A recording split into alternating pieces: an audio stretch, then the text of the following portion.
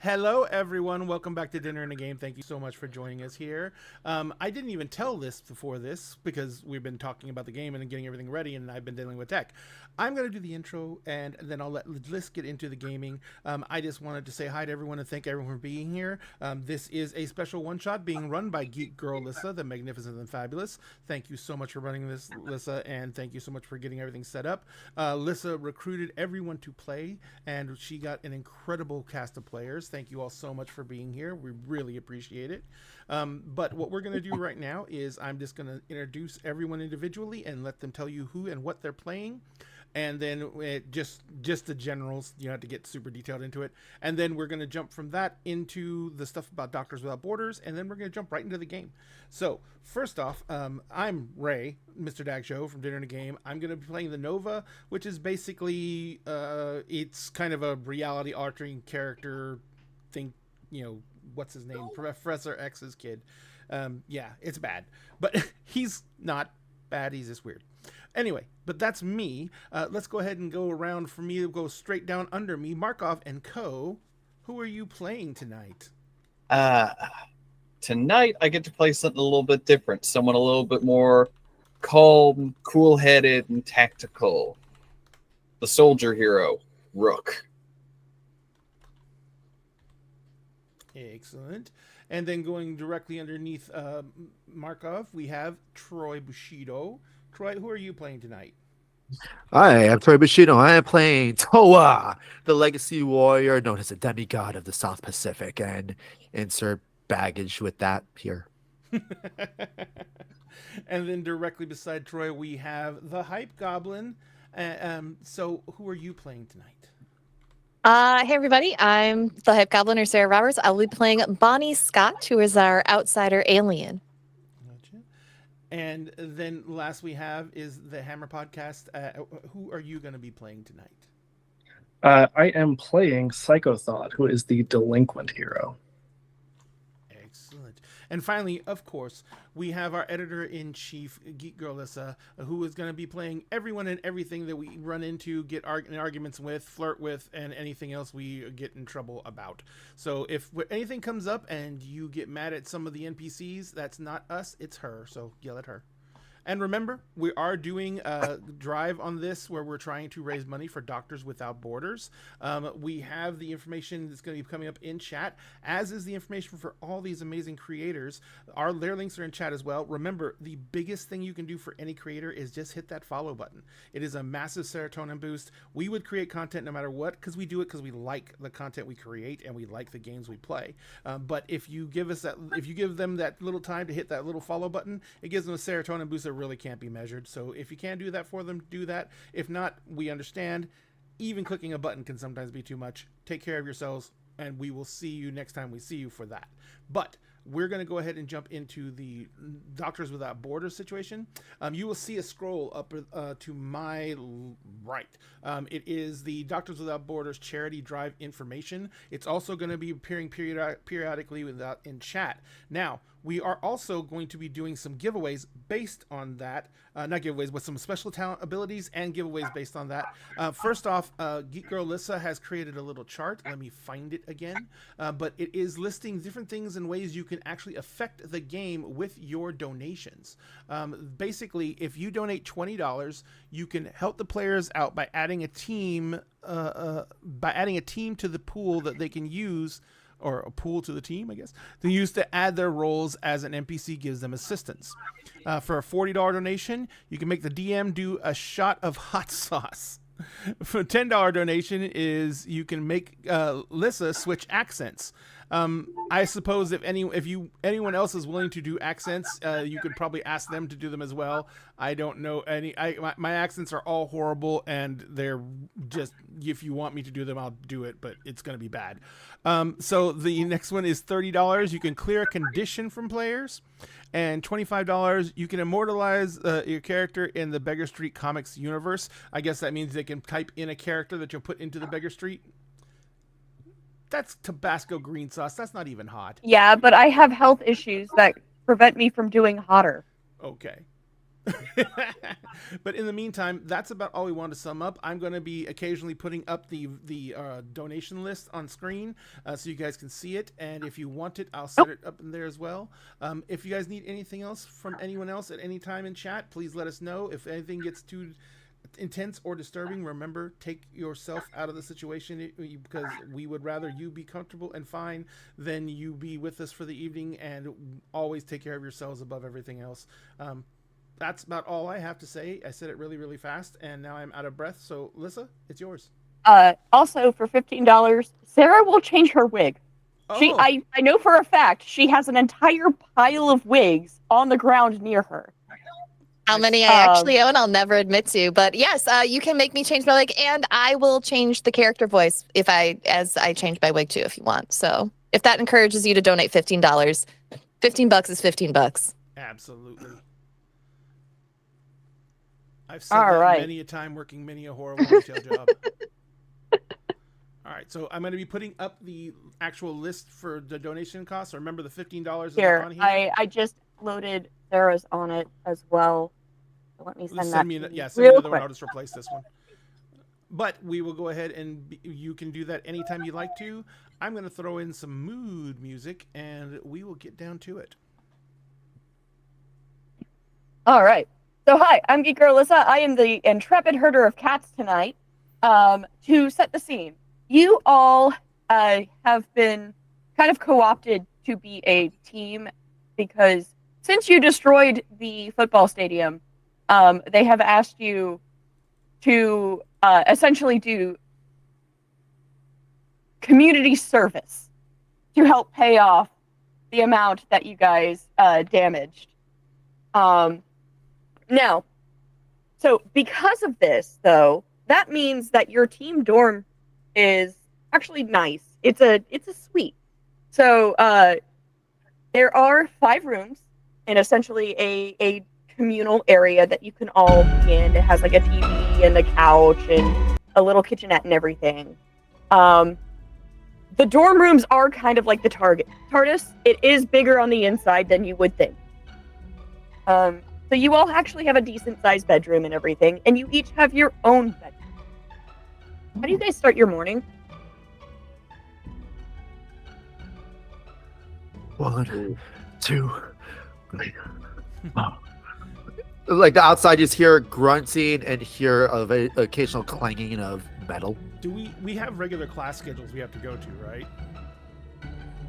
right? You do. This is, however, the weekend. Okay, cool. So if it's the weekend, then Emmett's morning starts at like noon. Fair enough. Yeah, Psychothought's pretty much the same way. They have probably been out all night picking fights. So, They probably dragged Just come Emmett home. along with them, which means Emmett's been out all night having anxiety attacks. just fighting yourself all night. Dan, what does Rook do? Probably going on a 5-mile run. No, Why do that entirely makes sense. All right, Bonnie, how do you start your morning? Do you have any weird morning food choices? Yeah, I really like eating peanut butter on cabbage. It's really close to a food item that we have on my home planet, and I feel like I'm just floating along, like flying on my back, just eating my breakfast. Probably, who said that they were going running? Was that Rook? Yes, That Rook was is. Rook. I think I'm just floating along next to you, munching on my breakfast, just chatting about Earth things. Chatting about oh so normal Earth things while they float. Mm-hmm. This entirely tracks. It tracks. Entirely tracks. It tracks. So Bonnie is the only one in the communal area at the moment, right? Sure. All right. The phone rings. Have you ever used an Earth phone? I have. I didn't know what the first one was, though, so I might have blasted it. But I know what this one is now. It's okay. I know that I have to pick it up, and I have to say hello. So I'm gonna... Hello? this is Bonnie. Hi, Bonnie. This is Headmaster Hailstrom.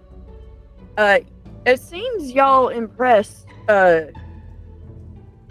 some high dollar investors in the school at your evaluation. So your group actually needs to be going to a gala tonight.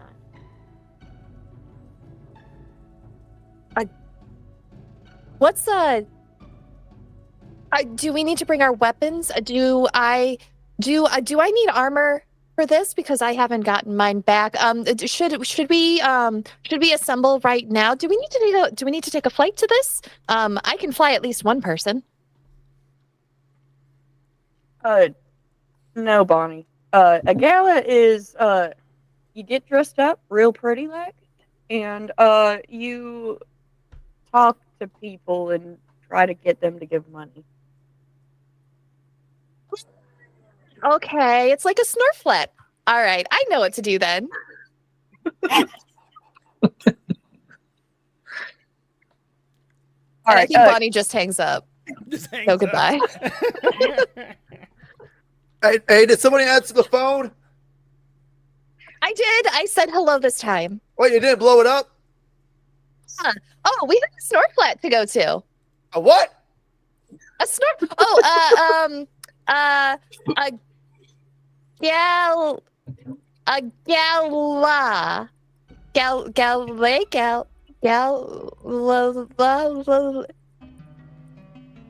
Oh, Your language has a lot of L's. Toa just looks towards someone else. It's like, is she talking about like the fancy dinner crap, or is she talking about like Emmett is literally opening the door to his room. He's in footy pajamas. And so he's like standing there and he looks out the door, and they're Star Wars pajamas. And he looks out the door and he just like, it's like 10 a.m.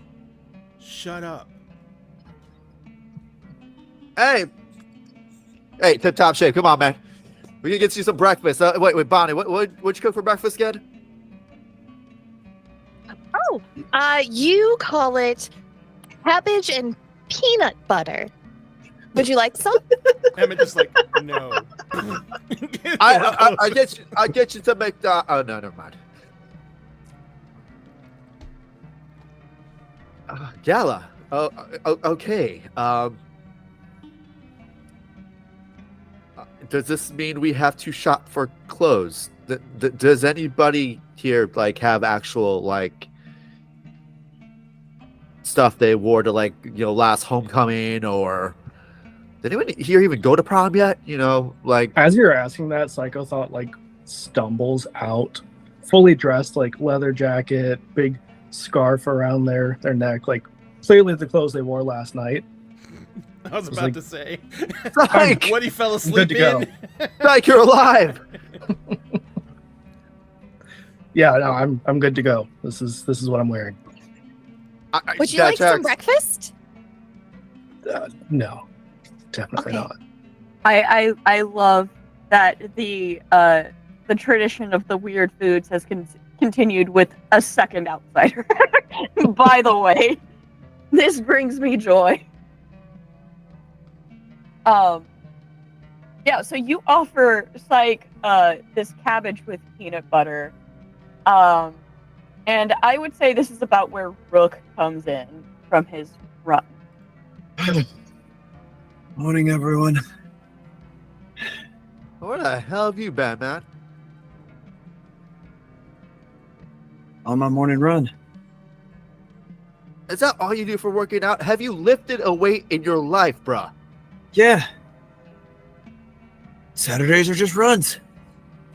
Gotta keep cardio up. And Toa's kind of flexing as he cracks his neck. It's like, cardio, right? Sorry, I don't speak Spanish. I mean, I'm at a 9-minute 5 miles, so Yeah, but what's your deadlift again? close to 500 pounds. Toa does his absolute best to bite his tongue and not make this more of a thing contest than it already is starting to. You're just kind of like, Gala, yeah.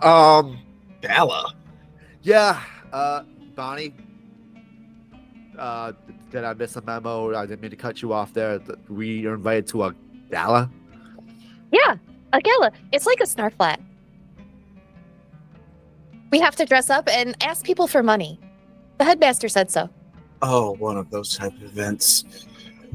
All And he right. comes walking out of his room now, and he's like dressed in like an oversized black T-shirt, black jeans, and like Converse. And he walks right up to Bonnie and is like, "Bonnie, my therapist said I have to work on my personal interactions. I was rude to you because I was tired and cranky because Psycho is psycho and kept me out all night. I have to take responsibility for my own actions, though, so I was just a dick. I'm sorry." Hey, you had fun. The cops only chased us half the night. It's fine. You think they're gonna Only be- half the night, man. You get soft, Do you Psycho. think they're gonna Jeez. be mad about the police car I turned into Jello? That one's probably fine, but the buildings we burned down, that's maybe a problem. You burned down, you psycho! I'm Debatable. gonna go to 3 extra therapy sessions because of you. He pulls out a little bottle and he's like, Ambien. You're at like 2 a day now. This He's poor like- kid. He's like, he pops the pill. He's like, that's breakfast. Puts the pill bottle in his pocket. Oh, You know you're typically supposed to have those with food, right? oh, here. There's just half a cabbage with peanut butter smeared on the top in front of you. He pulls like one leaf of the cabbage off and then wipes it in the peanut butter and just puts it in his mouth, starts eating it. It's like, That's this is not a weirdly combination I good. would normally think of. He like It's rolls it crunchy. up. It's crunchy and it's creamy and it's peanut buttery and. Mhm. Thank you. You're He goes- welcome. He goes walking into the common area and just like grabs the remote control and turns the TV on. He's doesn't even pay attention to what else is going on. Would any of you have quote unquote black tie attire? I'm sure his grandparents bought him a suit at some point. I doubt he's ever worn it, and I don't even know if he would have brought it with him. All right. Toa I would have- just get money for a suit. He would just have to call mom and pop and they'd transfer him money to go shopping. Because, yeah. I have whatever my uniform is, plus a bow tie. What's a bow tie? I was Nailed going to it. say, did they mention whether they wanted us to dress nice or if they wanted us to suit up? Oh, I'm always suited up. There's a difference. Typically. You have more than one set of clothes? Emmett turns around on his couch. What's going on? We have to go to a snarf flat. Is that something weird? Oh, it's not weird at all. It's a lot of fun. You wear something nice and you ask people for money. And the headmaster called it a Too many L's. You have too many L's in your language. It looks like we're So- being volunteered for a fundraiser for the school. Crap, I thought we got to keep the money. What money? Well, Bonnie said we're going to ask for money. Oh, you never ask for money, you just take it. You were going to go Typically, to that's an- jail.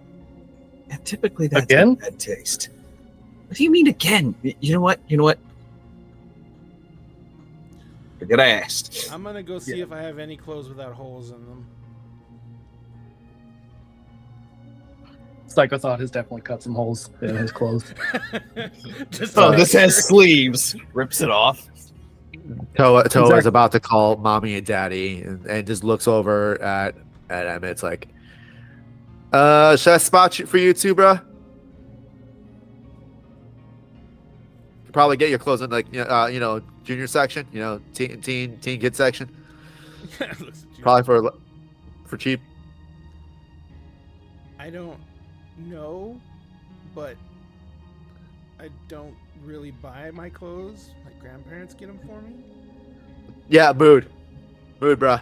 I got you. I mean, I I guess I could shop in the kids section. The 12-year-old knocked me over the other day. They still alive? Oh, nah, yeah, no, he's fine. I don't try not to evaporate kids. I should hope not. It'll look You really weren't bad on shocked. your record if you do. I turned one into a weasel once. Did you turn him back? Yeah.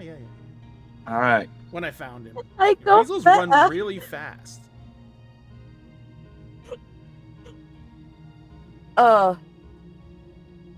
Weasels do in fact run really fast, and they're, because this is a comic book, there is just a panel of a flashback to this, and there's about a 13-year-old a few years ago with Emmett, that they are yelling at him. It just has like the little squiggly lines to indicate that like it's a bunch of text.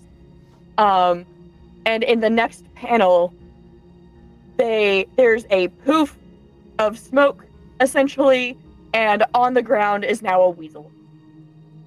And then it goes back to a panel of you guys in your dorm suite. All right, so I got enough money to spot us. So whoever needs to go shopping, just come with me. Come with me this afternoon. Yo, Rook, we gonna pull the Man of Tomorrow bit and have our suits under our suits, or we're gonna pull a genius playboy philanthropist and have it in like a football that just quick changes. Personally, fitting all the tactical gear is going to be a bit difficult.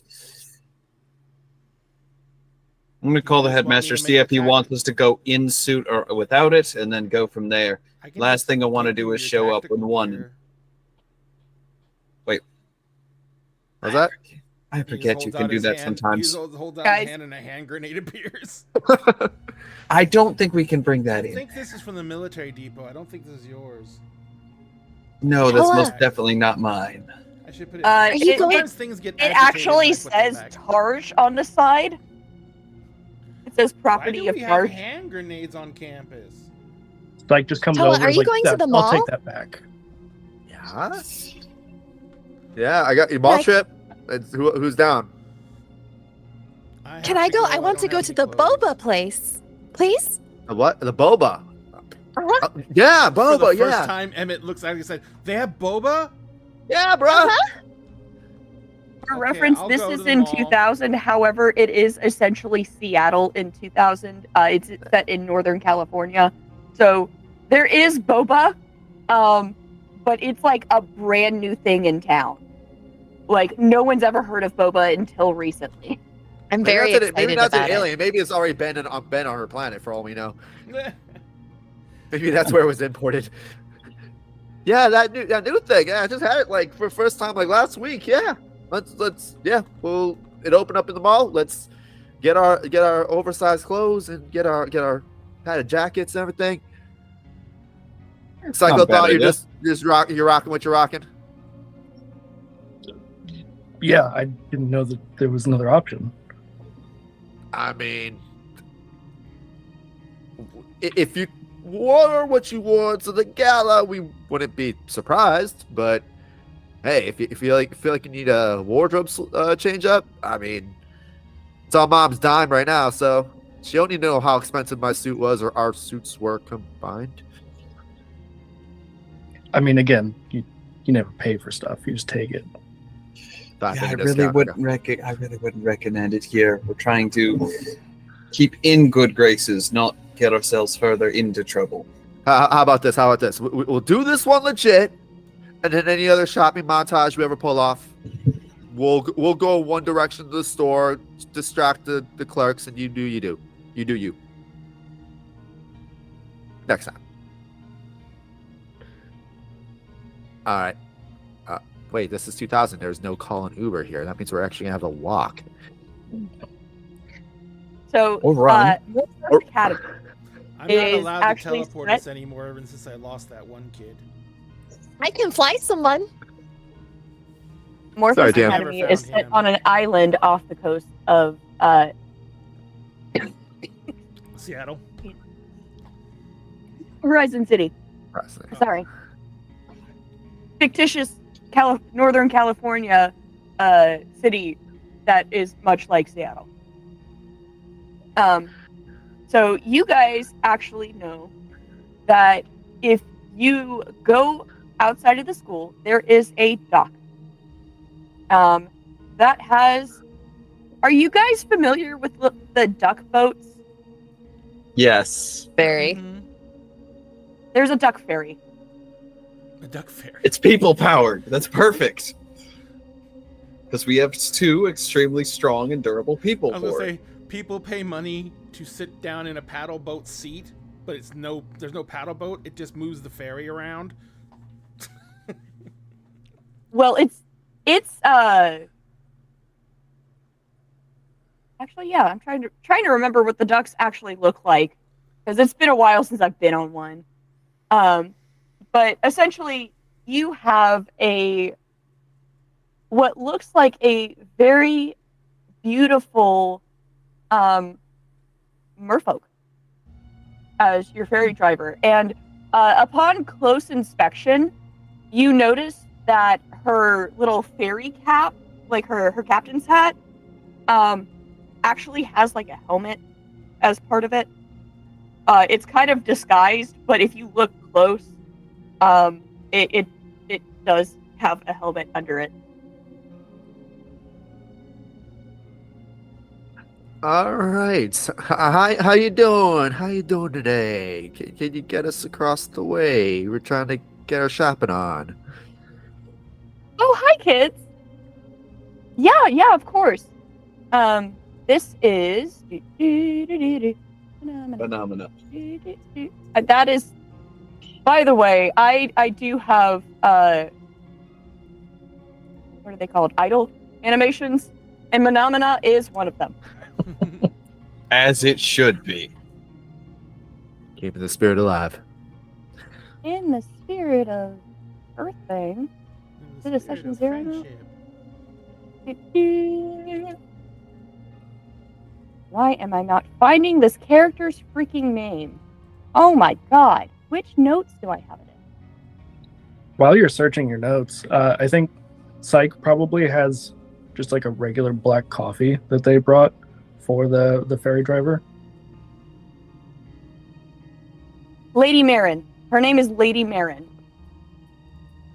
He hands the ferry driver the coffee. Yeah, I mean they use the ferry quite a bit, so She gladly accepts it. You could tell she's been up far too long. Her like teal dreads, because she does have like African American features and things like that, are just kind of a little frazzled under her cap, because it is the weekend, and superhero kids have varying sleep schedules, and she's actually been going since like 5 o'clock in the morning. And so she takes the cup, like the lid off the top, sniffs it, and goes, ah, and then just takes a giant gulp. yeah. And they're just like, sorry about last night. Got a little wild there. But super quietly so the rest of the team can't hear. He goes, like, next time you owe me. All right. So I should have told the headmaster. but I appreciate that you didn't. And she drives you guys across the channel. Over to the left, you see that the Atlantean embassy seems to be mostly finished. It is underwater, so you actually, because it is daytime, you don't necessarily see as much of the details under the water as you would at night because of the way they light things. But you do see the top of the embassy that is for, the people who breathe air. And while there are a few things out front, like still being finished, like the sidewalk and whatnot, and they've got landscapers out and everything, the embassy is mostly built. They're just kind of putting the finishing touches on it.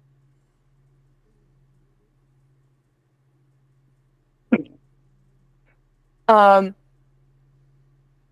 do get across the way and make your way into town to the mall. It is called Three Pines Mall. And you enter, and it is neon lights. There's a carousel over to the side. Where you come in is the food court. Where are you going from here?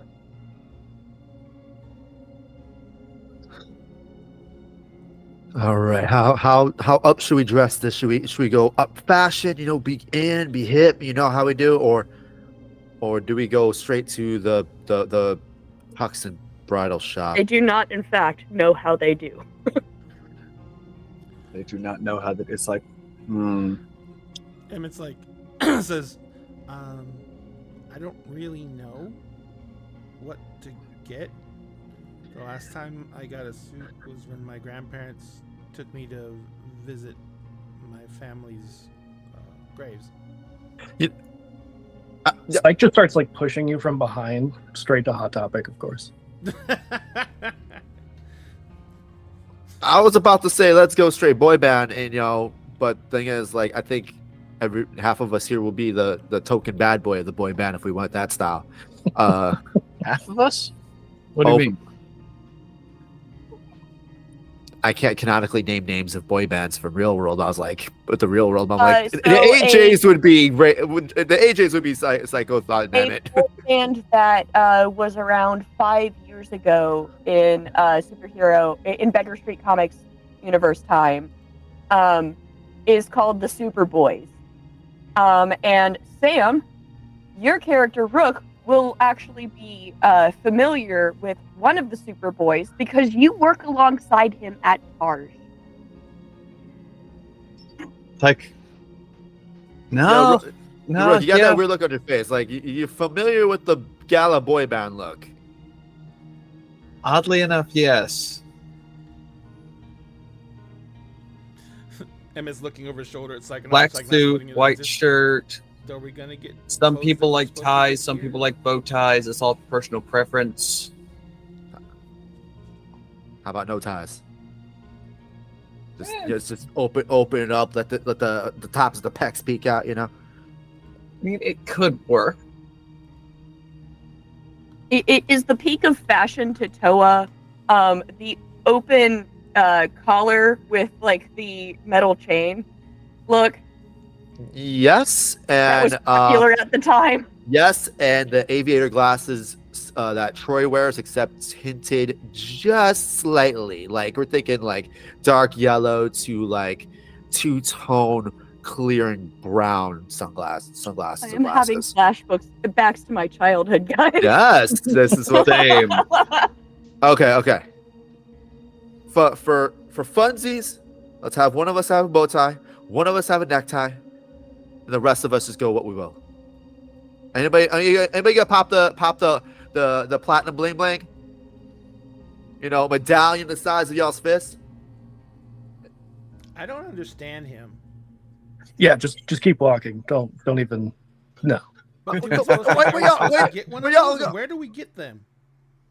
Well, Where let's y'all take a going? look at the directory. I'm sure we can locate something. It can't be that difficult. How is Psycho says Bonnie I have to go to reacting this to the place. sight of a mall? Bonnie she's like that kid that just kind of sees something shiny and wanders off and has wandered off to the airbrush t-shirt station. Have we all gone places with Bonnie enough to know that we had to constantly like grab her and redirect and grab her and redirect and grab her and Probably. redirect? Probably. Is Emmett grabbing Bonnie? Well, if he sees Bonnie walking off, he'll be like, "We're going this way." We can get a shirt with our Professor name on says it. suggestion: fedoras, short sleeve button up with 3 buttons undone, and an extremely loose tie. This is like, God. of course, yeah, we can get that after. We had to go get the stuff for the Snargy Blark. What? A snarf flat. That thing. We had to go get the clothes for Uh-huh. that thing. Okay. Then after that, So- we can go do stuff that's gonna make me freak out. Don't worry, I've been through enough agency events that I have something prepared ahead of time. So you all worry about figuring out what you're all going to wear. Okay, so the first place you guys get to is a B&M, because copyright. All right, this is where I roll in. Come on, let's do this. And Toa literally Leroy Jenkins his way into the B&M and knowing exactly what he's going to pick up, what he's going to wear, what he's going to put on. And Troy failed to realize, 2000s, that means popped collars. Toa is resigning from the tie because he will not wear one. He's going to let somebody else wear the tie because he is going to definitely go button up, white button up on a pinkish beigeish dress jacket. White button up's got the popped collar. The real question though is does Toa wear like the golf visor that's like backwards and upside down? Oh no. Usually maybe, but not to. It's indoor gala, so he's like, no, he's gonna let the hair fly. Oh, by the way, usually you see Toa as civilian. Toa wears a big old chunky man bun, but either as a hero or when he wants to prove himself as a hero, he takes the hair tie off and it's just a massive mid to mid back mane of curly black hair. It's literally his cape. So he's probably gonna cape it with a popped collar at the gala. You're a dude, bro. Of course he's a dude, bro. He's such a dude, bro. He's a 2000s dude, bro. That's He is very much a 2000s He's dude, an bro. avant-garde dude, bro. 'cause he's- Yes. Yes. Unless conflict starts, then it's an on-guard dude, bro. And- Are you sure it's on guard? Because I think Toa only operates offense. He only plays offense. Anyway, Toa already knew what he got. He was probably the first to assemble everything, and he's already wearing it. He's like, all right, what are y'all doing? What's going Hey, on? Sarah, I believe you are currently changing your wig now. Oh, We got a wig that up. works out perfectly because I think Bonnie does manage to wander off from everyone else, and using my supreme knowledge of Earthlings and early 2000s fashion, as I have been intensely studying Teen Vogue and Tiger Beat at this time, I am going to be coming back to everybody with a different hair color and with a different outfit. One moment. Oh, Thank you. dear. Thank you for the dono, folks. Thank you for the donation. Anyway. Oh, no. Okay, so while Toa is in B&M, what is Psycho and Psycho, Emmett, and Brooke doing? So I was gonna ask, since Psycho is like basically just piloting Emmett, Emmett doesn't really have any idea what to do. Like Emmett literally just wears t-shirts and jeans all the fucking time. So what does Psycho like just throw at Emmett and have him go change into? Oh, absolutely. Like at Hot Topic, it's just band tees and like little I've been studded to Hot belts. Topic plenty of times. I'm just saying. Yeah, Yeah. Yeah, does he but I give mean you- that's what they're throwing at him is just like the band tees and the studded belts. So Emmett eventually comes out, and the weird thing is because it's someone else picking out his clothes who actually like looked at him and saw what size it is. Everything actually fits this time, which is weird. And so Emmett just like comes out and he's like, "Is this gonna be okay?" Yeah, it's gonna be great. Actually, you know what? We need one more thing, and they just This like toss. band's Like, name is Deader, and this is an upside down pentagram. it's classy. I don't know what the Is that problem a is. naked woman? Yeah. Really, actually, you know what? We need the shirt with more naked women. It's not enough naked women on your shirt. I don't think this is gonna work, but okay. So they go and But they I grab think- like one of the like black jean like cut off vests, and Is then another Toa, shirt with more naked women. out of curiosity, is Toa buying outfits as backups just in case for everyone else?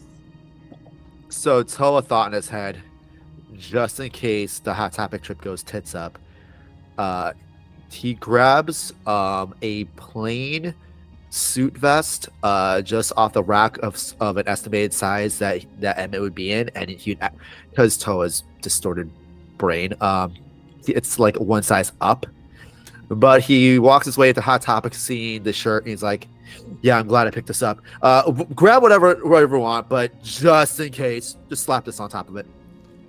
I think Bonnie pops up behind Toa just out of nowhere at that point and just goes, "How about this?"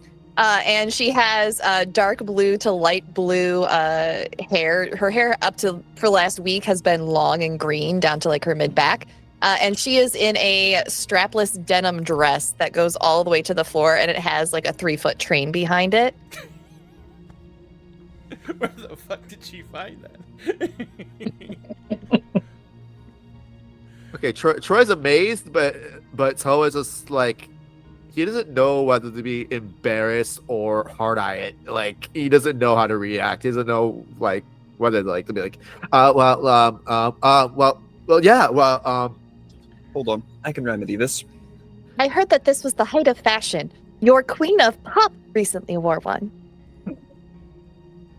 No. I assume that's They've got a point. nearby. They've got a point. Is the Queen of Pop on my shirt?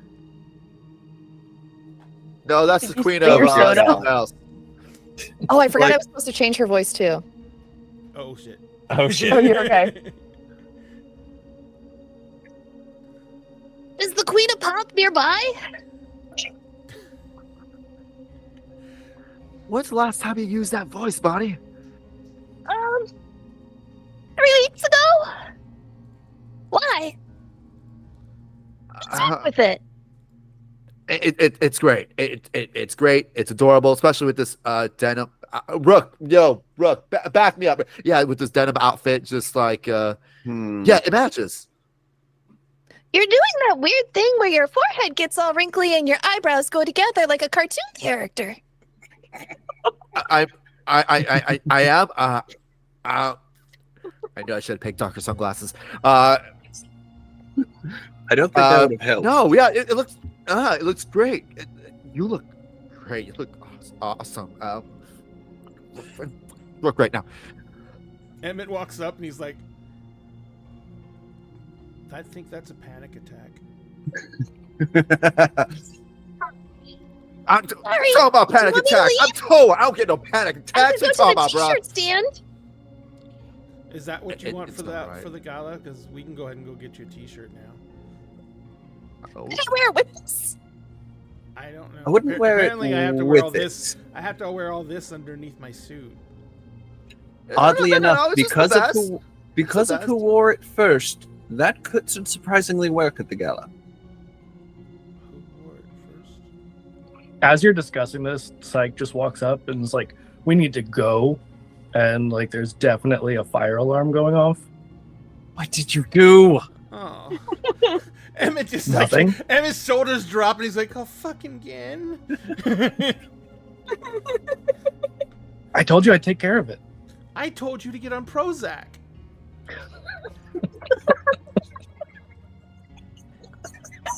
I love Somebody quote playful that. ribbing going on. Somebody quote that. Clip it! I told you to get on Prozac. Somebody clip it, please. Oh, fucking hell. All right, so Okay. Do I stay and pay, or do I just roll with y'all and we 5-fingering the entire all our outfits? it's Let's like, stay and pay, just that we're not causing more problems. There's cameras all over this place. All right. The rest No, y'all I roll care out. that- I'll that- pay. I'll pay for everything. Let's The just finish cameras up. have been taken care of. Of course they've been. No. I swear to God, if you ever become a villain, I am never giving you any chance to roll up steam. I'm sorry. What is this "if" you keep saying? Like, if I become a villain? Yes, if. Because God knows once the one time we had a villain roll up, doesn't matter if he was a practical junior too big for his britches, started talking all the shit, you got real pissed. I don't have an anger problem. I have no idea what you're talking about right now. Sure you don't. Because the moment he started commenting about your outfit, you kept the calm real good, now didn't you? you I have one outfit. So you guys leave the burning mall. This fire's real. I don't think it's an actual. Is there an actual fire? Oh yeah, yeah. Oh, They actually do definitely. that. Actual Jesus fire. Christ. No one just pulled a fire alarm high school style. You had to actually give it reason. Okay, that checks. Oh. So you guys leave the now burning mall.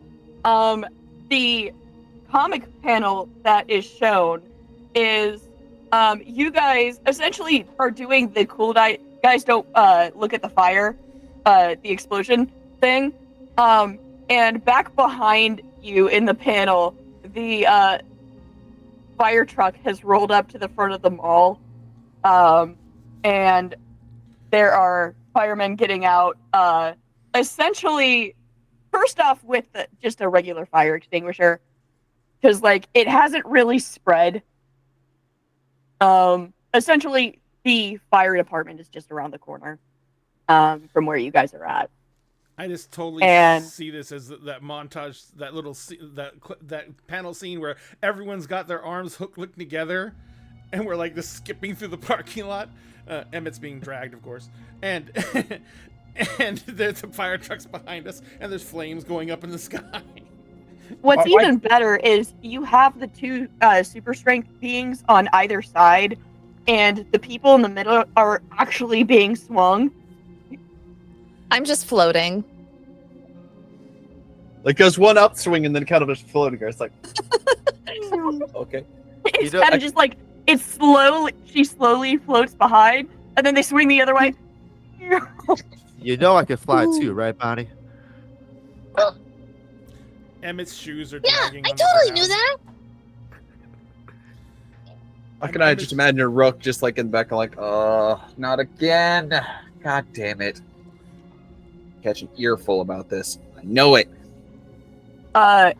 Rook, you know when you get back to school and someone contacts you from Tarj, you are gonna have a pile of paperwork to fill out. Yeah. It's like, God, fuck.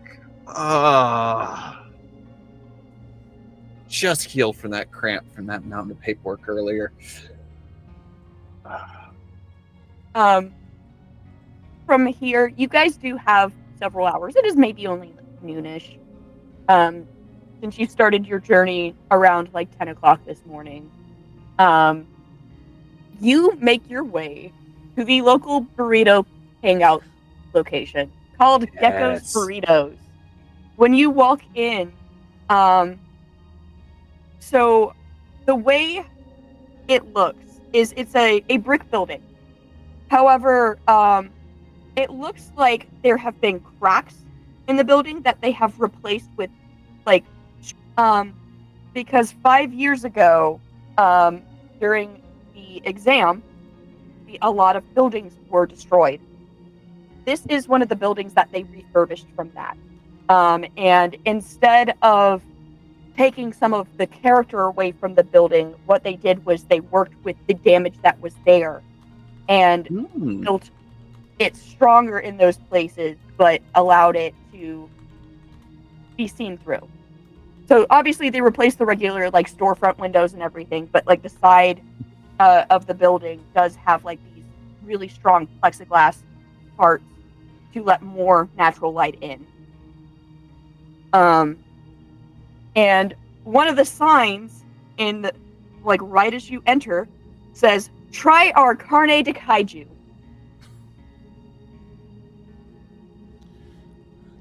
And then it says, if you finish this, you get a free t-shirt. So It is a food eating challenge. as we're walking up, Emmett's just like, again? So now physical anxiety and intestinal anxiety. Bro, you'd love carne de kaiju. I had this back when I visited my grandparents out in the South Islands. Oh man, that kaiju. Bruh. You do understand that kaiju have insane amounts of radioactivity, right? I mean, I'm sure they sterilized it over there. Oh, it's sterilized. Nothing biological can really live on it.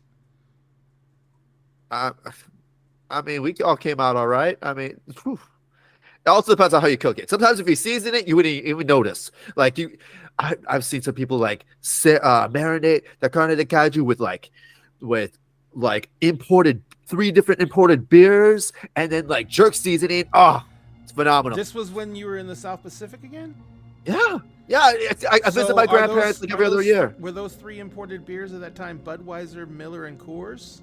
Oh, No, other end of the continent, the other side of the continent. We're talking about the Filipinos, the Koreans, and the Japanese. No, I'm sorry, no, the Burmese.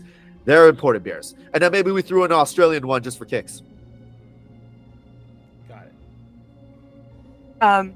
On the menu in front of you, you see a lot of different interesting names. The ones that kind of stand out the most are the El Chupacabra burrito, which is a 12-inch marinated goat meat burrito. There is the Chalupa Cabra, the Nacho Nessie platter. fuck, you're getting hungry. You're getting hungry just hearing some of these. There is a squink burrito, which a squink is a pig-like creature that is so ugly that it constantly cries. Damn.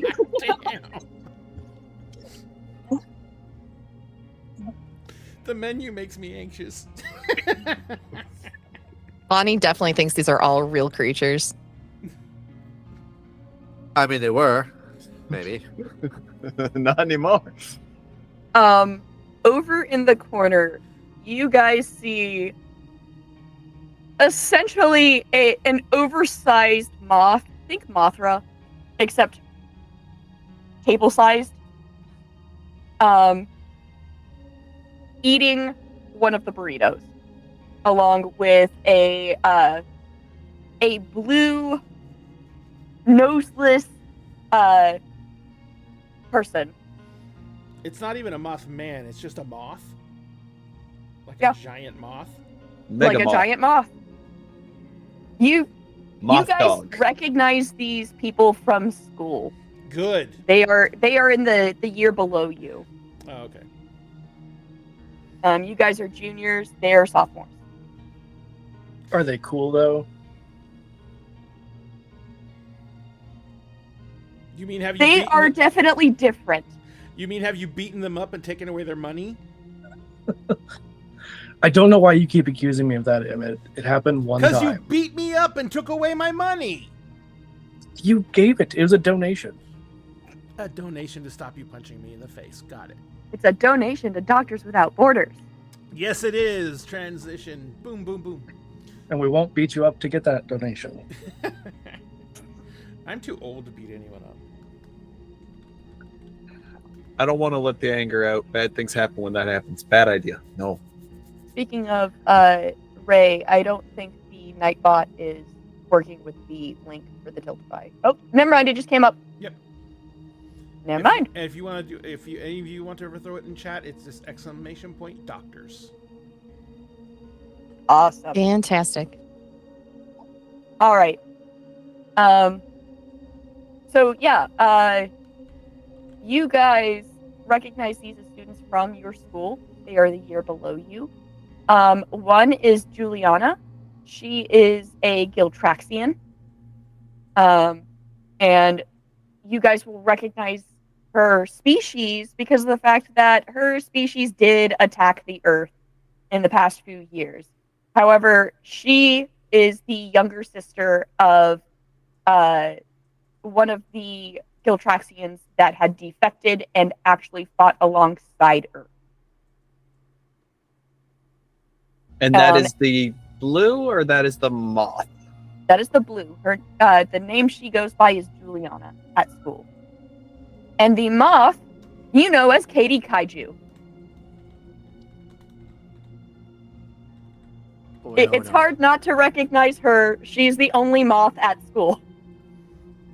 So she There are moth people, but she is the only outright moth. So What are they eating specifically? a burrito? Is what you say? Well, like what specific burrito? Can we tell? She actually seems to be eating a modified version of their veggie burrito. That tracks. instead of like a flour tortilla around it, it's actually like lettuce that's wrapped up. But does it have peanut butter? Odds are even, Sam. Ooh. Ooh, let's go odds. All right. Yes, there's love peanut this. butter. Yes. Yes. Gotta love a good callback. Which, by the way, this particular dice is made by Smoking Glue Guns, who is also a part of the Doctors Without Borders thing. Oh, yeah. She has donated, I believe, a chunk to the Oh yeah, charity. I know they have. Smoking Glue donated a big old chunker. I think it was one of the really big ones, like the 90 centimeter one. Or Yeah, it's centimeter one. like this big. It's like the size of Mhm. your freaking head. Yeah, it's big. It's huge. Psyche is going to go over and like use their psychic knife to cut the burrito in half and just take half of it and sit down at the table next to it, like not their table, but the table next to theirs. I want you to roll to unleash your powers. Okay. Let's see, what do You're I going need to be add rolling that? plus 3. Okay. Oh, that's not great. That's a 6 total. All right, on a 6, Katie notices you, and you just see the moth turn her butt towards you and push her plate towards the wall. How nice is the butt, though? It's a It moth. is a nice sparkly butt because this is essentially Mothra, just miniaturized. Amazing. Juliana goes, "Oh, hi guys. Hey, Juliana. What brings you here? Are you going to get the freaking brain weasels? No, not those. Have Are the you going to goblins try the overtook- carne de kaiju? Yeah. Ooh. I'm not allowed to eat it Why not? because our stomachs are essentially bottomless pits.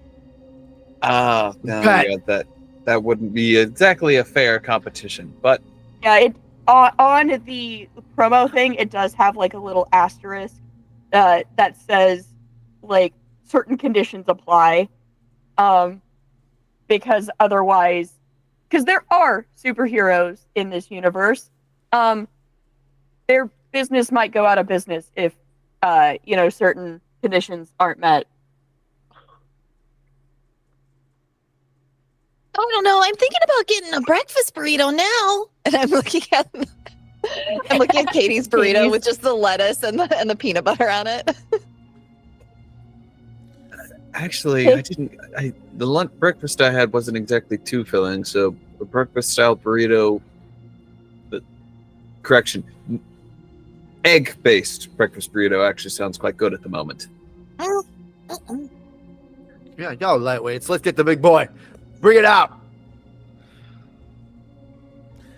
Emmett orders an order of plain tortilla chips with cheese and a Diet Coke. Okay, so anyone who's getting an actual breakfast burrito, on the menu, it's called the Titan's Bite. And it is squink sausage, cheese, eggs, and green onion. Ooh, no potatoes? There's now potatoes in it. Let's say it's not a breakfast burrito. It's not a breakfast burrito to that degree without potatoes of some kind. Ooh. You know what? I'll have that. But if you could hold the sausage and add jelly to it, I'd appreciate it. The poor, just like teenager that very clearly goes to the regular high school down the street, just kind of gives you this weird look for a second and goes, Oh, also no eggs. "Do you want to supplement the egg with anything?" The jelly. Okay. This Strawberry poor if you have it. traumatized little 16-year-old just types your order in. Jelly and Rook, green. What could go wrong? Rook is just mouthing. What flavor jelly do you ask for? Strawberry. They do have strawberry. So Fabulous. it'll be Because they wonderful also if you- because they do have a breakfast menu. You know, they do have like breakfast biscuits and whatnot that people will put jelly on. So we've got a carne de kaiju, a breakfast burrito, a Titan bite, and what else were you guys getting? the plain chips with cheese sauce and a Diet Coke. Okay, that's she kind of like relaxes, like, oh, thank God, one of them is normal. Psych is gonna get Right- two I'm of the right carne here. kaiju. She goes, oh, all right, and types it in and goes, that one's probably going to take a little bit of time, just because it's so big. Is that all right? All right. Where else are we going? Yeah. You two are both undertaking it? Yeah, and I bought it second so that I can force Emmett to eat. I Bruh. love that. That's wholesome. Hey, he's having corn chips and cheese. That is no, that's not acceptable.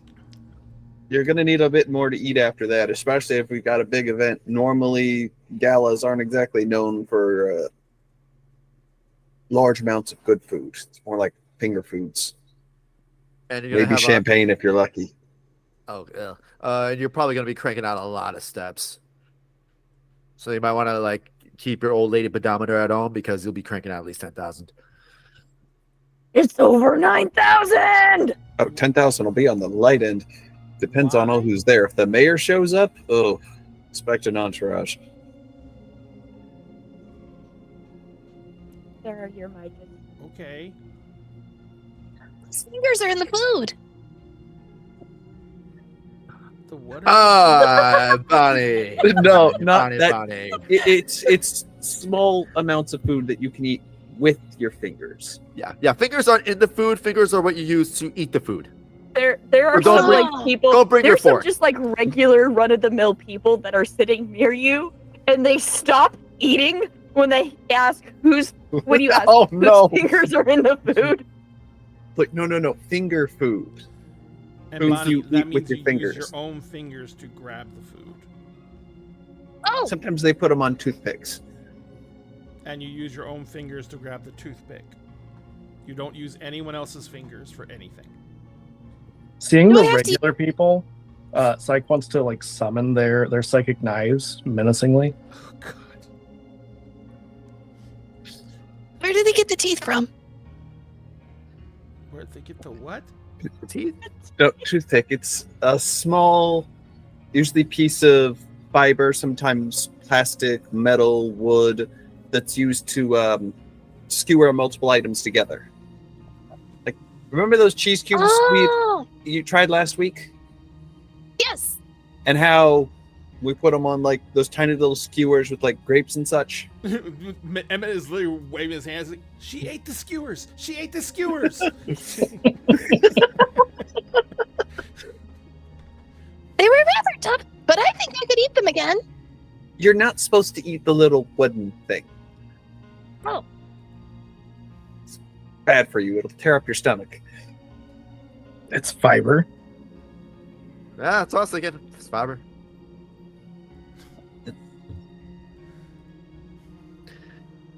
The Anxiety people on his around face. you Emmett are, just, are very he just starts concerned. quietly eating his chips. Yeah, the chips and cheese comes out pretty quickly, just because that's essentially their equivalent of like fries. Yeah, a basket of fries is basically. Yeah, so that comes out real quick. All they have to do is like ladle out the cheese from the appropriate container, and get you a basket of chips, and that's out real quick and easy. The rest of you, it takes a few minutes for food to get out. It really doesn't take too long, except for the carnated kaijus. Those take about 20 minutes just because the steak in them has to cook. And they have to put on the radiation suit to get it. It comes out with a Geiger counter clicking. Or a fake Geiger counter, since they probably it's removed the definitely actual a fake radiation. Geiger counter. And on the like front end of it, it has like the like the label maker stuff. It's got like one of the label maker stickers on it, and it says "prop, not real." But it's like the equivalent of when you get fajitas at a restaurant. It's super loud. Yes, most definitely. Like it does come out on one of those like big metal platters. It's like the size of your torso. Yeah. Really, just free balling. Oh, we let the games begin, yeah. What games? Well, you two Oh. have fun with that. Just try not to eat too much for the gala. Bonnie, it's... If you're not sure about the event, this wouldn't be my first rodeo. I've been to far too many of these things while working with the agency, so... Are we going to a gala or a rodeo? Gala. Figure of speech. Oh. It's not Oh, every I got plenty of scarf flats. Alrighty. Probably a little different. We're not exactly there to, per se, ask the people for donations. We're essentially there as a pretty face to represent the school Oh, thank God. by we don't have to ask for force. But we're simply there to showcase. I don't know why they chose us, per se. It's because of me, of course. There's an obvious reason. Besides, bro, look, you go talk to the bigwigs and stuff. Just, yeah, you go talk to the bigwigs. You make sure the headmaster ain't on our ass. I've always had Bonnie's back. You know, it's Bonnie and Toe. You know, it's how we roll. It's fine. Look, as much as I love to like show us off, you could take care of headmaster and all of his cronies and all that stuff. You do the necktie thing better than all of us here, but I'll do my best to keep their attention in the positive and keep us from going in the red. It'll be a hard-fought battle in some cases, but that's what I'm trained for. no, don't worry. Bonnie and I, we'll put on the show. We'll be good for this. That's not what I'm worried about. What time is this thing? I just need to know how soon before I need to take my Xanax. It Go ahead is and at take like a couple right 9 now. o'clock at night is the start time. Yeah, So you should start now. No, I won't be awake. Oh, don't worry. You'll be awake. No, because then you're gonna taser me again. Only happened twice last night. If you need a Just wake last up night. call, My room. It happened in my room. Stay in your room. Where's the fun in that? well, he knows better than mess with one of us. The one time you tried that, I accidentally hit you through a door. I do apologize for that. Think you're thinking of somebody else. No, Yeah. I specifically None of it remember gets me. your voice cursing as you went flying. Bonnie, Does you- Bonnie actually float in her sleep? I think she's like floats like on the roof. she's pressed up against so the ceiling. This is the equivalent of your species sleepwalking. Hmm. And you guys have definitely come into the common area at some point with Bonnie just on the roof. Mind you, the common area, the roofs are like 12-foot ceilings Bonnie falls asleep because they on the have to couch accommodate a watching something. variety of sizes of students. I'm like the All balloon right, that all gets right. away at the party. All right, somebody Just grab a start floating. Somebody grab a loose shoelace. I'll go get her. We just have like a tether device with little carabiners, like, and okay, we're good. They're not gonna go floating out the window. Bonnie essentially now sleeps with one of those it's not like a baby monitor per se, but like it It's kind the of monkey is. backpack. The monkey Yes. backpack. It's the My monkey son backpack. had Backpack with a zzz. My son had Attached one of somewhere. those. I used You to go guys say I'm gonna go essentially take him have- walking around the mall. You have the monkey backpack in the dorm room, but in the middle of the night, Toa takes one of his weights and they connect it to the like actual like leash part, so that Bonnie doesn't fly too high up. Because if Bonnie occasionally has a nightmare, that has definitely resulted in a smashed face before. This is a safety measure. Does Bonnie ever really let her feet touch the ground? Or do they always like kind of levitate everywhere? I think she gets close sometimes, but I think like she just like fakes walking on the ground. Like she's still hovering, but she's still like she's like trying to fit in with you all. But the feet, like there's just like that, like maybe like a centimeter of air beneath her feet. Is she just like a little kid where you're constantly swinging your legs? Yeah, yeah. Like not actually bending the knee or anything, just swinging. There was like a very intense conversation of why she can't somersault everywhere that you guys go. She was just doing somersaults in the air because y'all just walk so slow. She's doing loops to catch back up. And Making Emmett She's like- motion sick, just I watching him. know. Emmett's just like, can you just stop? Just stop. Like when you have a dog that's off leash, like just going forward and then like looping backwards. Make sure you're still behind them. Bonnie canonically has zoomies, but in the air. Oh my So you guys, god. Toa, you definitely finish your meal. Easy work, easy work. Psycho, for this one, I want you to actually no, Toa, roll to unleash your powers real quick. Okay. Uh-oh. Oh boy, here we go. Dice Tower time. Oh no. That is under freak. Yes, I believe so. 3. Oh, I wanted a Okay. 2. I know. The First very roll- few rolls we've had so far have not been good. first roll I've ever done in this game, a 1 and a 2. so on a fail, you're the hot sauce in this. This has like ghost peppers on it, Oh. and you are not taking it too well. I'm gonna have you roll to take a powerful blow real quick. Whoa. I Okay. warned you about the kaiju. Powerful blow. That is stat wise. I'm looking at the.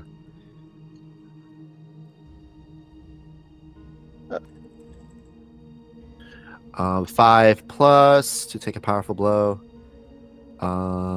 Is there a stat I give a bonus or detriment to? Still learning the game. It's Sorry, plus guys. conditions. Plus So- conditions. Since you don't have any conditions right now, it's just a straight roll. Straight roll. Okay, 5. Also, you will mark potential for your fail. Same for you, Psycho. Okay. Okay. Market potential. 5 is what I rolled on blow. Okay, on a 5, you're good. You can mark another potential as you weather the blow of the hot sauce. Your mouth is burning. And you know this is going to lead to a bad night. But Nah, I'll be You- fine. you stand strong. You are able to get a hold of some milk, and it does like calm the fire in your mouth down.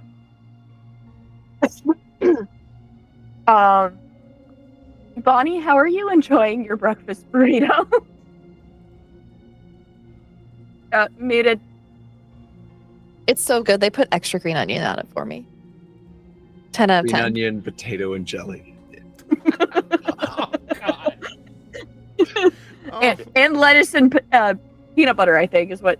Would You anyone went with, want right? some? No, it's the onion, potato, and jelly. Okay. She already had her cabbage and Peanut butter? earlier today, so yeah. Just Gotta watch that finishing- protein. That's a little too much. Just finishing up the burritos. Like, I'm good. Oh, that hit the spot.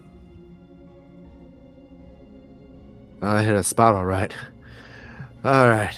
Are you okay? You Oh yeah, man. Yeah, bro. I'm easy work. Like I said, easy. Why are you sweating Easy so work. much? Are you okay? Oh, bro. Yeah. It's just hot here, right? How are you sharing your Do you want me to carne de fix it? kaiju? I'm sorry. Say that again. Psych, how are you sharing the carne de kaiju? I with, got two Emmett? of them. I got two of them.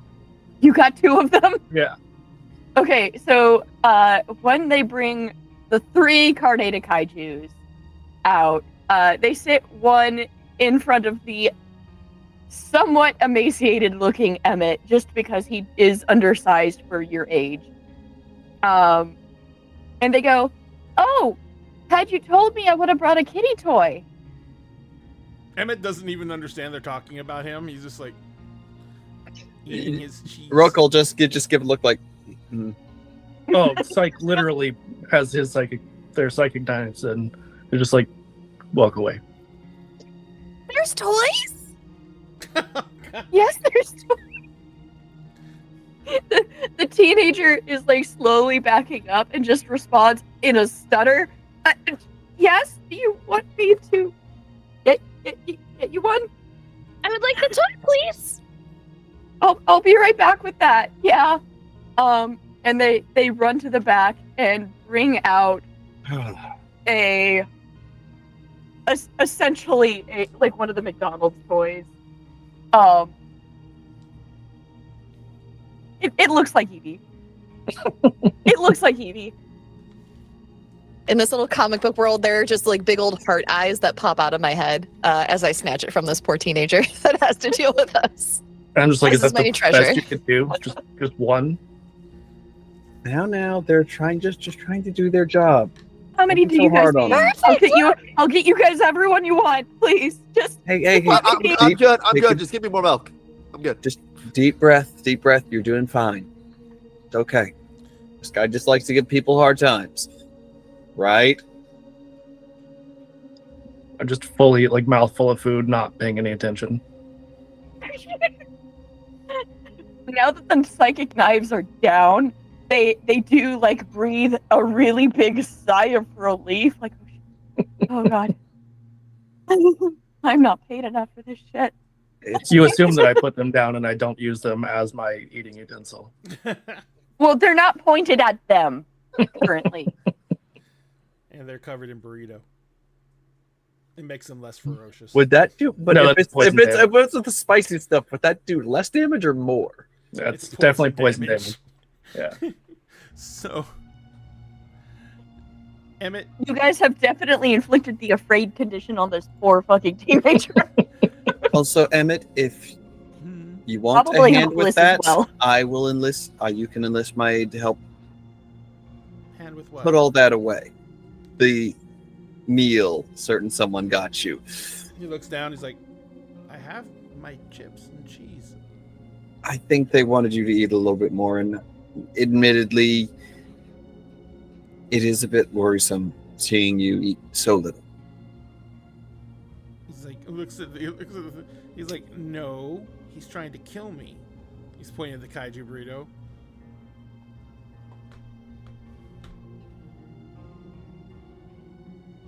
Tell you what, you're afraid of the spice, right? No.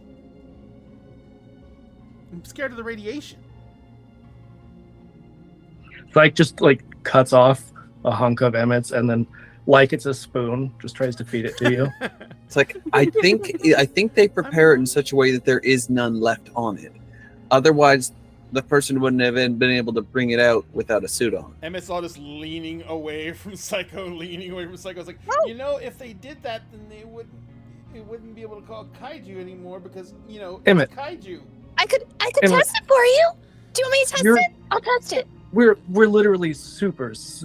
This is nothing. It's probably gonna make you stronger. Oh yeah, we're supers. And Emmett just changes it into a wad of cheese. GM. Can I use my alien tech ability to take the fake Geiger counter and turn it into a real one? Yes. Please roll the appropriate thing associated with that. That is fantastic. Do you want me to roll-wield my powers to turn it into cheese? Fuck it, do it. I rolled. Okay, Unleash your power. 3. What's my free? Nope, those are my conditions. Free. So that'll make it an 11 because I rolled 2 5s and I get a no, that'll make it a 12 because I have a 2 and I rolled 2 5s. Either way, you're passing. I got a 12 as well because I rolled a 9 and I have a +3 freak. Okay, so Bonnie, you take your alien tech, you like kind of shift your little kitty headphones, you squint up your face, and you get to work on this prop, and everyone around you is just kind of like making these weird faces, like, what the fuck is this kid doing? And then you very successfully put it over your head, and you're like, I did it! And Emmett, you make, what type of cheese do you turn this into? What is your favorite type of cheese? Emmett just really likes smoked cheddar. Okay, you now have a giant, like, wheel of smoked cheddar in front of you instead of a giant burrito. It was like, oh, thank God. He looks over at Psycho and is like, can I borrow one of those? Reaching for a psychic knife. The server goes, I'm sorry, but we're gonna have to disqualify you from the the kaiju event because that's not a burrito now. Are you talking to me? Yes. Oh. You don't get a t-shirt for eating a wheel of cheese. Psych again points the knife. Now, put that away. Put that away. I'd be constipated if I eat the entire wheel of cheese. Just bring the man the shirt. You don't have to do that. Don't listen to him. I don't need a shirt. I want you to roll to provoke someone here, Psych. Okay. Absolutely. Do you still need the Geiger counter? You might want to. Can I roll? Can I roll to stand up for something? Go for it. Bonnie, or actually, that is an adult move. That is an adult move. Oh wait, no, that's an adult move. Hold on a second. What is it? I guess in this case, defend. Okay, you're rolling to defend this little NPC. Yes. Okay. So, what we'll do here is we're gonna have you guys do a roll-off, essentially. Ooh. So, you're gonna roll to defend, and Psych is gonna roll to provoke. So I got a 10. All right. The +2, that means I need an 8 or higher.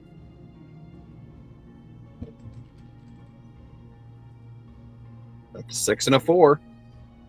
That's 10 on die. All 12. right. So you do successfully defend this NPC, but they are definitely agitated because Psych was successful with their roll. So for this, NPCs on 10+, they rise to the bait and do what you want. So yeah, they do get the t-shirt, but Sam is able to, Rook is able to step in between and kind of like mitigate the situation. So they're not going to be as afraid. They're just going to be like, I'm going to just go with that. I'll be back. Yeah, and Psych just goes right back to eating like nothing just happened.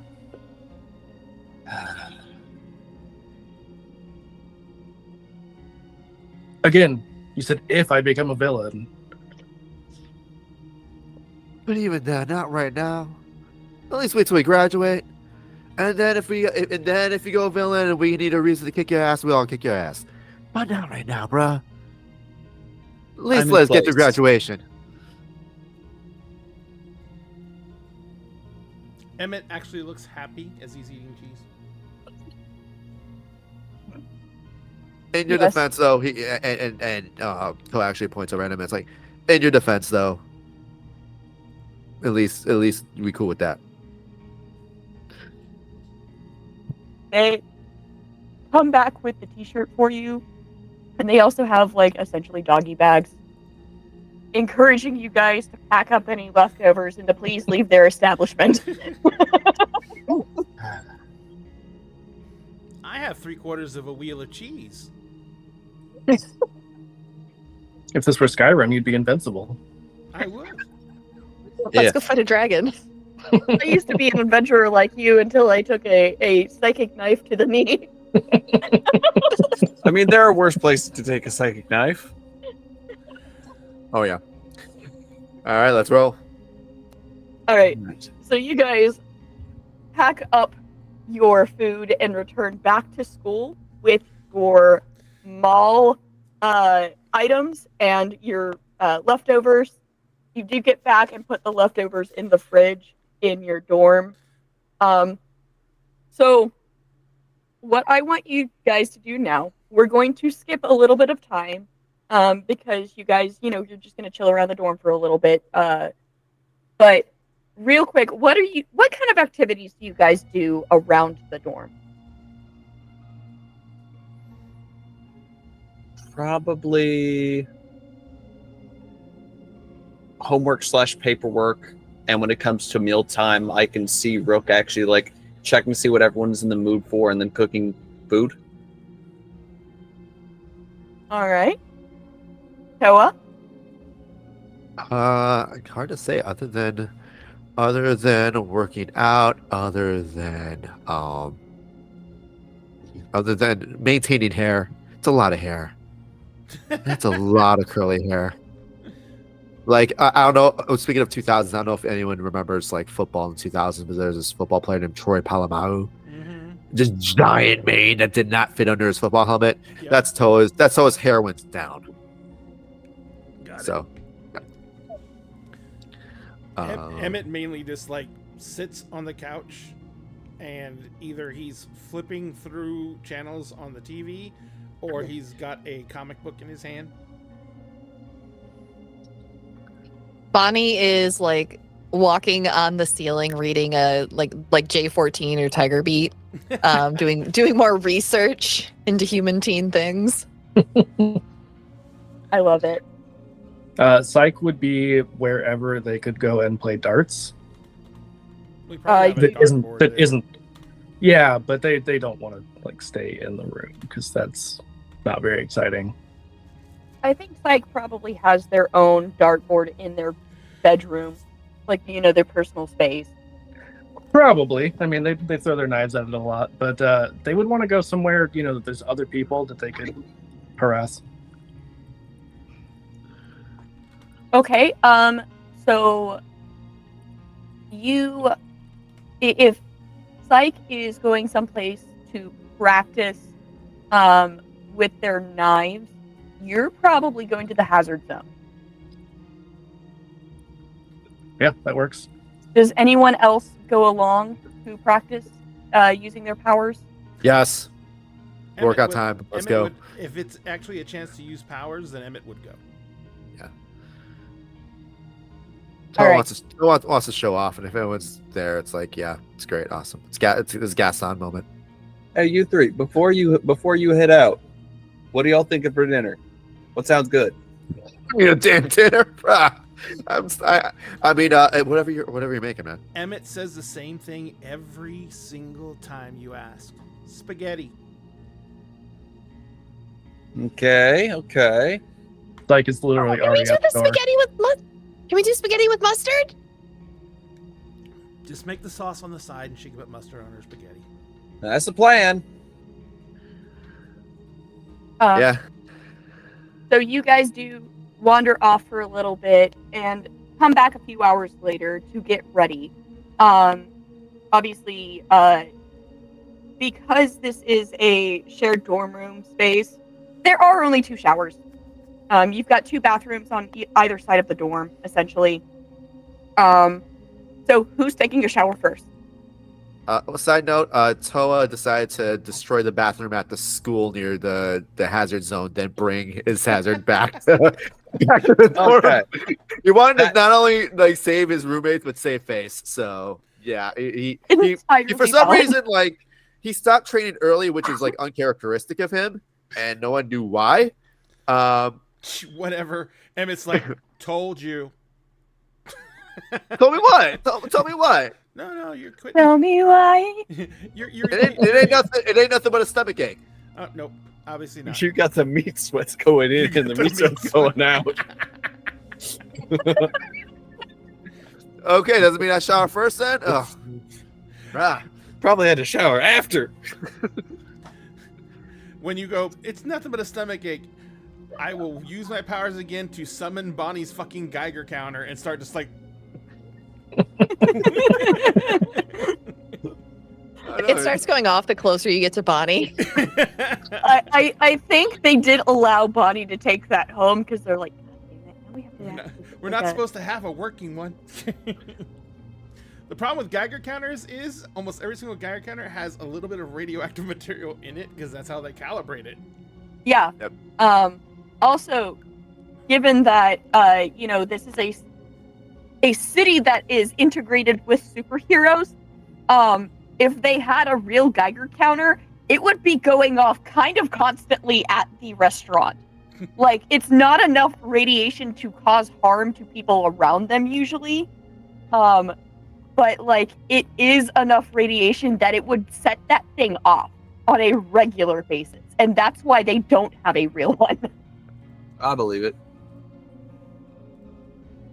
So Toa gets a shower first. Bonnie, how do you get ready as this alien? I just roll around in some sand. I don't particularly like the water. As long as they get clean afterwards, cool. Does Bonnie have a sandbox in her freaking room? Like a Yeah, chinchilla? they keep buying me the stuff for a chinchilla. I think it's some kind of rodent. Very large one. Probably as big as a house. Not quite. You know There's what? just like Next a time kiddie we're at pool the in the corner mall. of Bonnie's room filled with this chinchilla sand mix. Next time we're at the mall, we'll go by the pet place. I'm pretty sure they have one or two there, so you can actually meet one. I actually have. Why did they put it in the mall? Provided they didn't all die in the fire. Die in the fire. Oh, yeah. Just a hot Like, topic. How One close to the pet store was this fire? You said I'm- you said fire to the I hot don't- topic. I don't think that like any of the animals got injured or anything. Right. But I'm thinking more like the smoke damage. Like, I feel like Hot Topic would not be anywhere near the pet store because they'd be afraid of 2000 Hot Topic. fair enough. That's You know, fair. sacrificing small animals. Fair enough. Funnily So, enough, yeah, I no, they- actually have a chinchilla in real life. No animals were harmed. It was just, a small fire in the Hot Topic so that we could get out without paying. So It much was a for dressing room. Theoretically. Fair enough. So yeah, no, the next time you guys do go to the mall, the pet store is fine. It's nowhere near it. Obviously the animals, because of everything, are totally fine. But it does take a little bit of time for the mall to get back up and running. Just because they have to like have the fire department come and do the code stuff. To make sure everything's fine. Makes sense. I can So- imagine Rook would get ready early just so that he is at least prepared. He's got everything on but like the suit jacket. So like white button up, shirt, black vest and tie, slacks and nice shoes, probably a nice watch with cufflinks, like the whole shebang. The only thing he's missing is like the jacket. Fair enough. Bonnie, what outfit are you wearing? Are you actually wearing the denim dress or? Yeah. All right. Yeah. Denim all the way. I feel like she has a pair of like those like stiletto knee-high boots too that are also denim under it. Like it's the Britney Spears like full denim experience. Love to see it. Psych. How does your character dress up? Literally the same as always. So like dark jeans, very clunky boots, like ass-kicking boots, leather jacket, a great big scarf. They've got like little, almost like handcuffs with spikes, and then they've got their horns are nice and clean, and their green thick hair is tied back. You guys do hear a knock on the door. I'll get it. Emmett's still trying Noah? to figure out how to get the suit on over the clothes that Psycho made him buy. It'll work. It'll work. Bye. So, what do you open the door looking like? Oh, it depends on how soon after the shower that they knocked. You would be dressed and everything at this. Oh, he's already suited up then. Full Dubro suit that we got at the mall. Dean, Headmaster Hailstrom, because the editor-in-chief from season 1 did the hilarious but also mean thing of naming the headmaster Dean Hailstrom. So for the longest time, we all thought his title was Dean. No, that is his name. Headmaster Dean. Okay. Headmaster Hailstrom. And Dean was the first name. Got it. Headmaster. How you doing? Sir. How are you, sir? I came to check up on you guys, and make sure that you guys are getting ready and on time. Oh, easy work. We'll be there. We'll be there on time, on the dot, ready for you. Get ready with bells ringing. So, is that the term for it? No. Yeah, what I mean. We'll be ready. All right. He kind of pokes his head in and sees Bonnie in the denim dress, and he sighs, but he doesn't say anything because technically that is fashionable right now. Emmett walks out of his room, and it looks like the shirt is like the buttons are stretched because he's got literally 2 layers of clothing on. Just wear the top layer. That bottom, you're going to roast like a hog on that second layer under it. It's like, yeah, this is killing me. Why do you have to wear 2 layers of clothes? This is ridiculous. You don't. Just wear the top layer. Oh. Then why'd Psycho tell me to have to wear both? Because he likes pushing you around because it makes him feel bigger. I can make him bigger if he needs to be bigger. Correction. They. Or they. It's like, Yeah, I can make them bigger if they need to be bigger. Just have to ask. I'm gonna go take this other stuff off. smart play. You want to look your best. And it's at this point that we are going to take a break. It is 11:04. Let's say 10 minutes. Yes, please. 10 minutes should be good.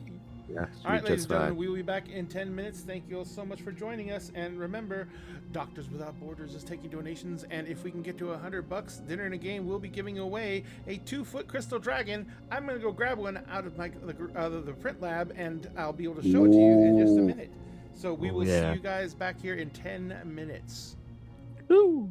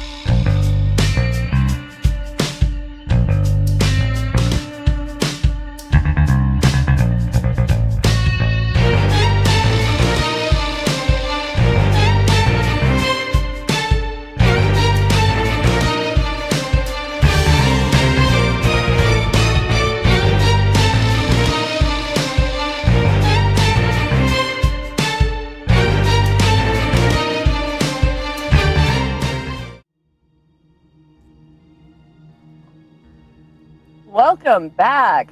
So, last we left off, the group was getting ready to go to a gala, and the headmaster dipped his head in to check to make sure, hey, the kids are getting ready. Before he ducks out, he does turn to Psych and goes, young, and then stops and goes, you're not a man. What is the appropriate word for you, dear? Person. That's fine. Young person. That is not acceptable attire for a gala. You will need to change. You can keep some of the accessories. I'm not going to tell you can't do that and do some self-expression. But, that is your day-to-day attire. You are going to be talking to some people with some money. Do I have to? Yes. Y'all destroyed this football stadium. We need the money to replace it. What's in it for me?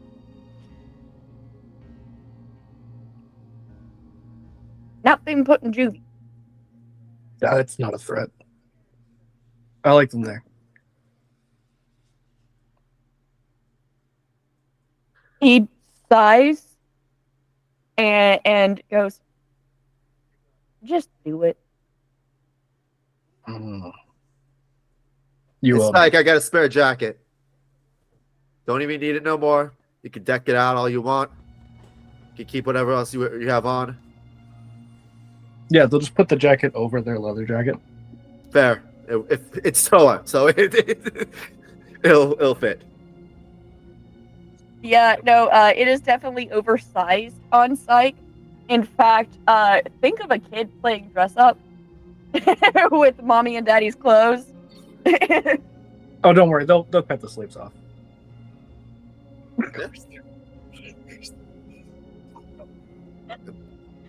All of the sleeves, fine so the to- leather jacket sleeves are what are coming out. Oh It no, looks the fine leather to me. jacket. It Can't becomes mess a with dress the leather vest. jacket. Yeah. I have a Hailstrom question. just, excuse me. Yes. One of my powers, the one that lets me alter reality, it says that I can create any object with my powers up to the size of a person. Can I create, or can I just alter his clothes to where they look like a nice dress suit to everyone else, but he still thinks he's wearing his clothes? Sorry. Yeah, you can do that to their outfit. That way they can feel comfortable, and people will lay off their ass. So I will attempt to do that. You can certainly try. I got a 9. Yeah. So it does to the outside world look like they are in a fancy outfit. However, every now and then they do get this uncanny valley feeling while looking at them. They can't really put, like, none of you can really, like, put your finger on, like, what feels wrong. You know what? I'm But okay with that. It is a little unnerving. Yeah, I'm okay with that. He's like, even better, I can unnerve people and not get in trouble. Psych, you look really So, yeah, good. Most of the time. Emmett comes up to Bonnie, is like, they What? They look like themselves. Oh. They look like themselves. Oh, you look normal. Emmett, I know you did something. I'm not stupid. Sorry. he looks at you and he's like, let's just have a Bonnie quiet sneezes. for once. Bonnie sneezes, and this is where Sarah gets to change her wig again. Achoo. It's think Dragon Ball. Roshi's squeeze in Dragon Ball for the Oh, life of me, Launch. I can't think of her name. It's Launch. Yes, launch. Think launch. Sneezing and then changing to her different form.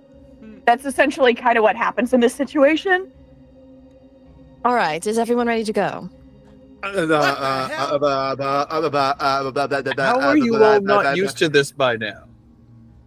What? You don't get used to this, bruh. I've gotten used to it. Bruh. They train you for worse things than this. Bonnie's Who trains you for what? Like, but Emmett, what are they freaking out about? Nothing changed. Bonnie's voice changed. Their hair changed. Oh, did I do it again? Shoot.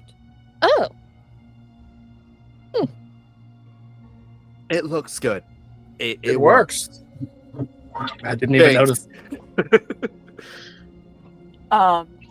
It is at this point that you all leave to go to the event and are ferried across once again by Lady Marin. You eventually are chauffeured to what's the equivalent of like the Atlanta Symphony Orchestra building. Oh. And on stage, you see 3 girls in pop star outfits.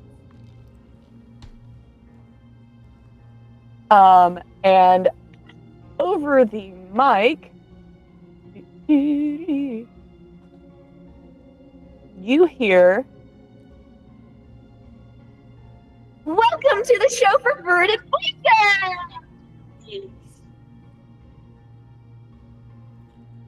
And essentially you have an entire like pop star concert happening in front of you. do we get a red carpet entrance? Is that kind of what goes on? Oh yeah. You guys there are photographers and journalists. It is an entire red carpet event going on. As you walk in, you will see let me go to the correct server so I can now hit send. And boop-a-da-boo. All right. So the girls that welcome you are each in blue, pink, and green. And you are introduced to Faye, Fern, and Freya. Hi, it's wonderful to meet you. Pleasure to meet you as well. Oh, trust me, the pleasure is all of ours, man. It is an honor to be here. How are you this evening? hello. We're doing awesome-tastic. Like, oh my god.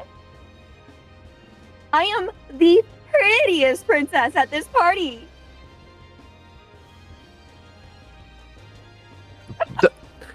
Sam's I'm face sure. when he figured it Yes, out. you are. It's like I don't know. It's like oh no. Relax. Are they really royalty? Or is this another one of those things where they say they're a thing that they're really not?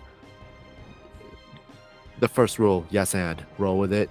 If they're BSing us, they'll fall on their own sword. Not literally. They will mess up. The stage voice, by the way, who is whispering all this. Yes, and we are the pretty princes here, right? You're a Hello. princess too. You're a princess too, Bonnie. If you decide to be, if that is your thing, we're just honored to be here. You guys hear behind you, "Can I be a princess too?" And the picture of the girl in the black suit with horns is right behind you. is a little bit shorter than you. She looks to be about like 12 or 13 years old.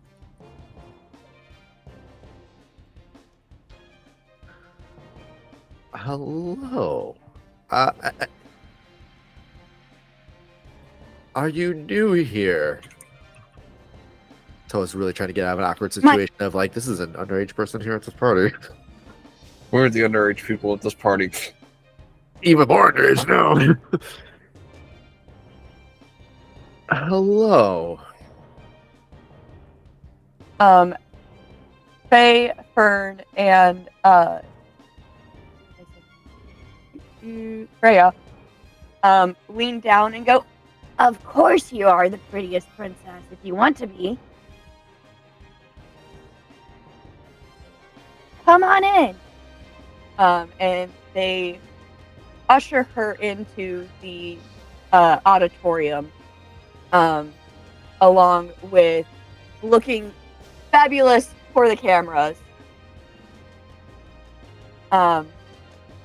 Behind this girl, there seem to be 3 adults who kind of have matching, somewhat to a degree, characteristics, except for one. You guys recognize him as a financial advisor that for the city named Fareed. He is bigwig, high money. He helps with planning the construction projects and things like that, investing in different projects along the way. You're not sure if all the money is on the up and up, but no one's been able to prove otherwise.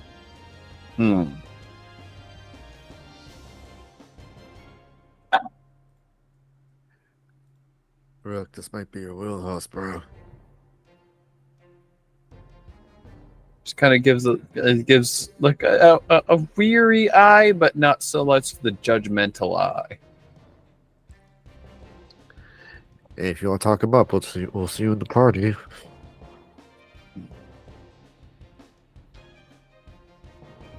Keep an eye on They him, man. are. These adults are posing for the camera, very much glamorous, draconic in nature. You can tell they're not necessarily biologically related to the child, but they do seem to have something to do with that girl that walked past and was ushered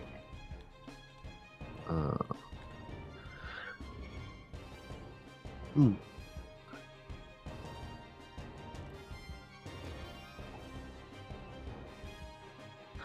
What should I think? Is that something we ought to keep an eye on for now, or note for later? Do you want to go ask them if they want to be a pretty princess too? Do I look like the kind of person that likes the crown princesses? It sounds like you might want to make an assess the situation roll, Troy. Yes, please. Yes, please. Assess the situation. Okay. And that one goes off of double check. I'll actually also check your Superior. movesets too. Superior. It is Let's do it. superior. Yeah, check your movesets because sometimes you might have something in your playbook that will allow you to supplement. Oh, 8. I'm not sure if this. Okay. No, that's before a fight specifically. And who is this we're encountering right now? Holy cats! Okay. You are assessing the situation on Fareed, and the 2 counterparts along with him. I think these dice have missed me, And who are the 2? and I'm a bit concerned. Yeah. I rolled 8, so I could ask one a situation assessment. I think. If that's Wait, what'd you say? I Yes. rolled an 8 on assess the situation. Okay, on an 8, you get to ask one question. I saw the question. Do I? Is it specifically to the example? Specific to the It's example what's- questions, yes. or is it any question? So what here can I use to blank? What here's the biggest threat? What here is the greatest danger? Is in the greatest danger? Who here is most vulnerable to me? And how could we best end this quickly? Okay. Since the job is to make the money,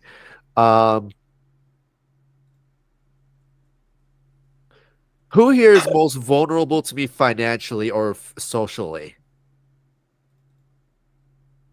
It's Probably that it seems all 12-year-old. tactical, but like we're not a tactically combative situation. Probably that 12-year-old, because she seems to be snoozing up with that group of adults. She is with them. Hey, Bonnie. And if you can get on her good side, you might be able to get the adults on your side. So, did anyone else roll for assess the situation? I did not. Just No, I one. did. So, Brooke, what did you roll? I was really actually hoping I would roll low on this, but then dice decided to do double sixes. That's a 13. Okay. So you get to ask 2. So I guess since we already know one thing, I ask what here is the biggest threat? And for the blank one, what here can I use to defuse a future situation? So biggest threat. You're getting weird vibes from these girls, from this girl group. And what can I use to diffuse a situation?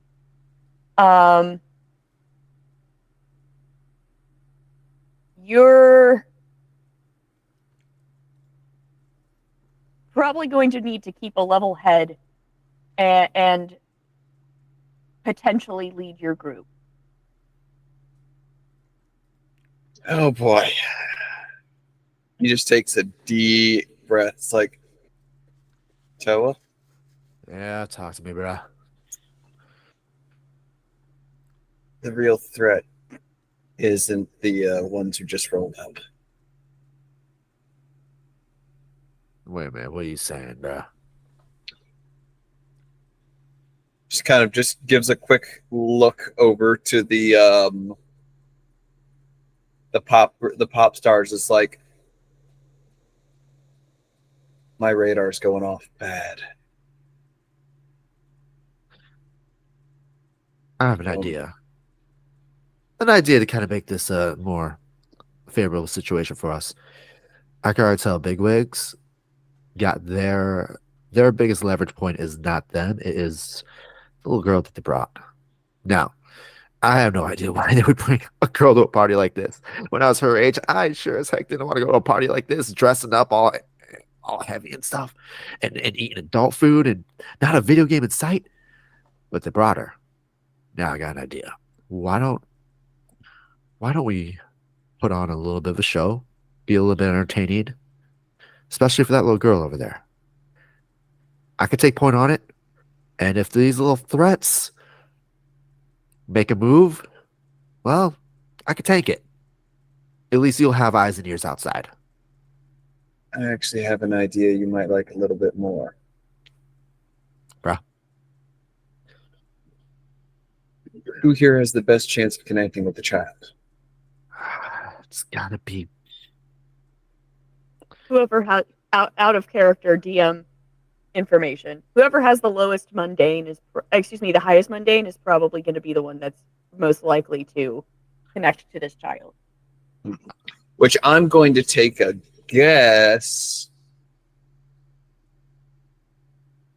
Actually, who has the lowest or the highest mundane?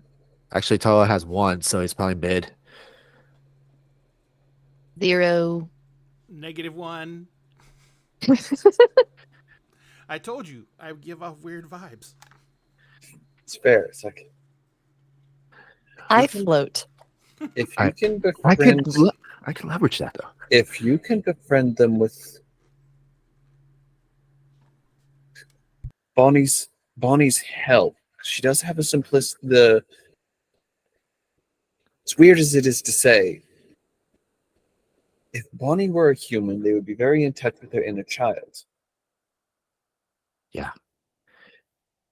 An inner child with powers. An inner child that's like a superpowered Peter Pan. I got an idea or two. Especially as we get closer into it. Peter Pan. Like, I'm just thinking childlike wonder, but with powers. I have an idea or two. If we could get what's the little girl's inside the gala floor? And I know these ceilings are up. I have an idea. What if Just try not to draw too much attention to it. We want to make the child friendly. We don't want to make enemies along the way. that's rocking a hard place, bro? But I understand what you're trying to say. I have an idea. A little bit of show. I mean, obviously the headmaster brought us here as centerpieces, as a bit of song and dance, a bit of a monkey, dance monkey. We obviously won't disturb the peace. I'll try not to break there today. But what if we have the little girl kind of experience our powers firsthand? Maybe a little bit of float, dance 20 feet up or 10 feet up if we want to be safe. Maybe a little bit of a display of maybe eye beams are a little too much collateral damage, but a little bit of a light show. Just enough to get her entertained. Well, we do have someone that can manipulate reality. Make tiny fireworks in the middle of the place without going too crazy. All right. I could do something. We could do this. All right. I'm going to try it. Actually, wait. That's it. That's why he brought us here. Be entertained. He wants us, not just entertainment, where they're sponsoring the school. They want to show off the students. We look for small ways to demonstrate what we can do without destroying the place. Showcase that we can show restraint. We do that, we not only get better on their good side, but we also show the donors exactly what they're helping to sponsor. Young upstarts, fresh blood, the new legacy of heroes Roll coming into credits. the fold. Season 1 of Superhero High, the group name was The Upstarts. God. Oh, God. I had no idea. Accidental title drop. Okay. So all right. Okay. We can make this happen. All right. Let me get her attention. Let's have a little bit of fun with her on the dance floor. Enough open space to be showy without being destructive. Small displays. In my head, we're thinking Disney number. We're talking be our guest. We're talking you're welcome. We're talking I just can't wait to be king. We're talking some fun, some boom boom, but not boom. Just give me a mic and I could go. I can try to see if I can set up a small display of our gifts. Something not too destructive. Remember that sparring routine we did a while back in the when they nullified the chamber? When we were just going through the motions? We were just going through the motions? You pulled your shot. No, wait, never mind. Okay, yeah, I remember that. We could showcase that with a little bit more force. Not enough to send each other flying, but enough that the shockwave from the strikes and blocks can be pseudo-felt without going too crazy. What if we put it to the background of music? If we're gonna make a demo, we might as Are well you make a guys demo. gonna have your fucking anime moment? It's like, that's actually not a bad idea. Yeah. And it'll Well- be a good way of keeping the three pop stars in check and give them something to focus on, other than causing trouble. All right. So there's a 12-year-old kid here. Yep. Yes. There are kids. She's not the only one. Oh, okay. It is like the premiere of a girl group. Cool. Think like Spice Girls level, Oh God. but like kind of take the idea of like how K-pop does their stuff, but apply it to American style artists. Gotcha. So we just pull off a little bit of superpower Circus Soleil. I mean, without collateral damage, we just might be able to pull this off. What are we damaging? And Bonnie walks back with a plate full of those little frankfurters in the wrap. Pigs in a blanket. I was told that these Pigs in a are blanket. pigs in blanket. Yeah, I was told that these are pigs in a blanket. They don't look like your pigs, though. Maybe it's a new species. There, just takes on them. Just We all start Finger popping food. up. You This- guys, you Finger guys actually recognize this meat as squink it's like because it is a higher level of quote unquote pork. it's like It's this is the pork. finger food I was talking about. Small, bite-sized meals you can eat with your fingers. The existential crisis makes the meat taste better. All right, let's. Phrasing? All right, okay. Garrison accent us. Might as well start sooner than later. We don't want to give these girls enough momentum. I know it's kind of their show, but we do not want to give them enough momentum where we have to escalate too hard to upstage them. Not just upstage. If they start going too far, this could turn into a very, very nasty situation that people aren't going to want to be connected to, and that means no funding. So much I love the show. These. Wait, what's our language? What's our language? Okay, show these. Bleep is up. You can say You're whatever allowed you to fucking cuss. want. This is an 18 Of course. plus. Oh, it's Yeah. 18 plus. Like, oh man, I just want to show these bitches up. Let's do this. Okay, so we need access to a DJ booth. The DJ booth. We need a mic. I would almost want to play their song just to kind of make it not like an abrupt like confrontation. You could probably actually let me handle that part. I'll try talking to them to get them involved in the act, just so that they're not being surprised and going off the deep end about it.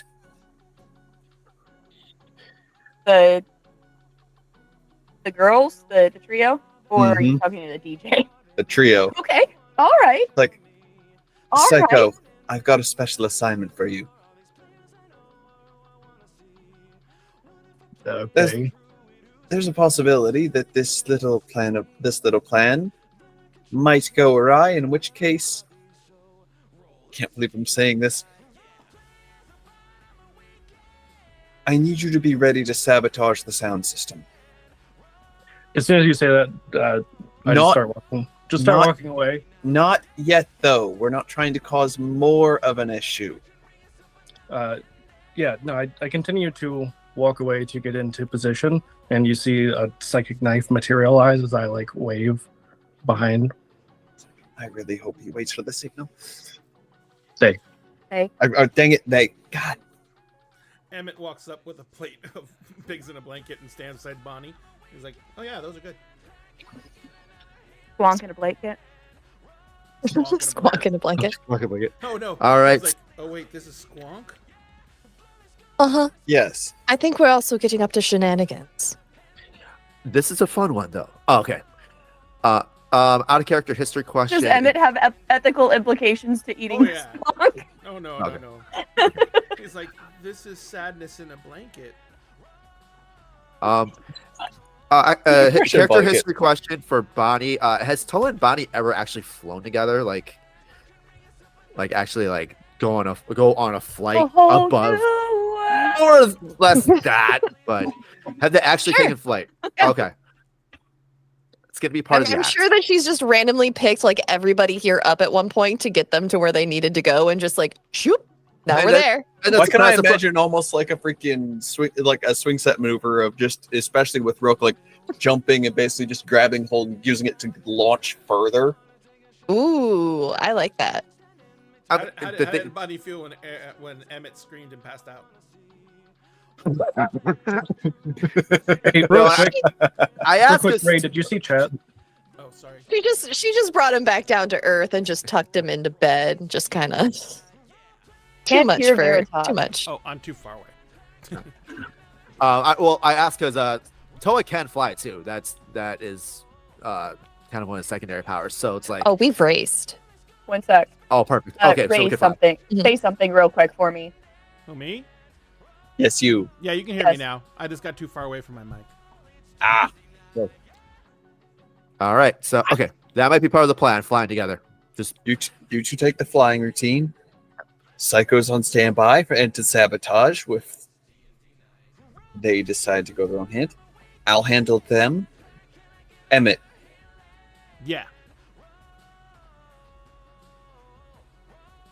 we're going to want to see if I can't clear up a little bit of room. Can you give the center of the ballroom a little bit of a temporary redecoration? No. No? Everything I do is permanent. Okay, then can you I'll make it back the way it was afterwards? Yeah. Okay, perfect. So, what type of distraction? Not a distraction. Can you recreate it to be something else, but something still in the mood? Like, streamers, indoor safe fireworks. I got lasers in my eyes, but maybe we should have actual laser lights that don't blow things up. Just showy. I'll turn the music- floor into tapioca. Wait, no, more above ground. We want to Turn make the sure ceiling nobody. into tapioca. no, As- no. Actually, hold on a minute. You're right. I don't like tapioca. Butterscotch. We need the floor to still be able to be used as floor. But the ceiling can be fair game, as long as we can make it back into a ceiling. So, what you want is the distraction that's not going to cause any major inconvenience. It's just going to be distracting. Something, yes, something that's I'll go going pull to a fire showcase. alarm. No. No. Entertaining. Entertaining. This isn't so Could much you a turn the t- distraction. Could you turn it into a bunch of these? And Bonnie's gonna hold up the toy that she got from the restaurant I earlier. can make Not right now. Not right now. Not right now. I can Hold make a on, bunch hold of on. those appear. You ever seen that trick where a magician turns a flower into a bird? Are we turning? Is there anything hanging from the ceiling right now because it's a gala? Probably. Yes, there are definitely like string lights and things like that. Very tastefully put up to make it look kind of. I mean, it's fairy light style string lights. But there's also, because it is like a symphony hall, there's chandeliers and stuff like that. It's a very there's a nice like marble hall, like in the entrance, like the lobby is marble. I'm everything going like to that. take everything that's hanging from the ceiling and basically make it all luminescent. Ooh, there when we you get go. There started, you yeah. go. When we get Even started, like, that, that'll be even like fun. the streamers, and everything's going to have the lights moving through it, almost like biological luminescence. I love it. Okay, so you're going to need to roll to unleash your powers to do this. Very much so. And I am going to blow. First off, I got to roll for something else. Okay, I got a 7. So that is. I get a condition, which is insecure because it's Emmett, and I get 3 burn, and I'm gonna burn 1 burn. Oh wait, no, I'll do 2 burn. I'm gonna overcharge, so I channel the full capacity of my incredible powers to overcome an obstacle. I reshape my entire environment, and I get to take a 10+ when I unleash my powers. my flowers? Huh? My powers. So, All right. I released my So, flowers yeah. too. But yeah, so basically Emmett just kind of like looks up and his eyes go all over white, and he just stands there for a second and everything changes. Okay. And it lasts to the end of the scene. Or until I shut it off, I guess. All right. Sam, Rook was going to talk to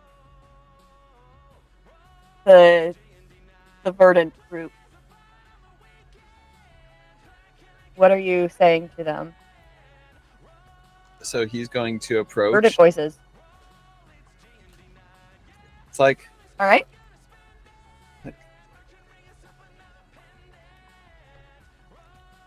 I have a question for you three, if you would be interested. Yeah, what is it? It's like,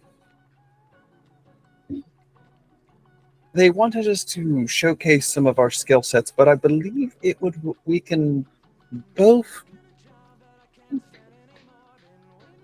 improve our performances somewhat by working together. Oh, yeah? What do you mean by that? Well, it just so happens that two of my friends have the ability to fly. One of them, it seems he's already started adding some additional decorations to make it even better, to highlight the evening. What say we put our skills together?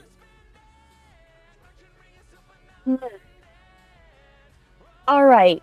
How much choreography training do they have? From what Because I've we seen, can fly too. from what I've seen personally, they're quite good. I sadly can't fly, but I'm quite good on the ground, so I can jump pretty high. Okay. Okay. Hmm. With this, I'm going to have you roll to pierce the mask real quick.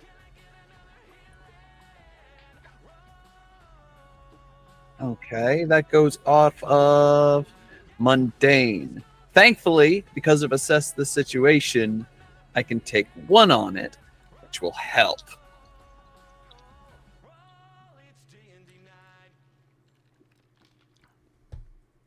Oh, thank God. That would have been a 9 if not for that +1. That's a 10. Let's go. Ask 3. All right. So I guess, how could I get the character to agree to this?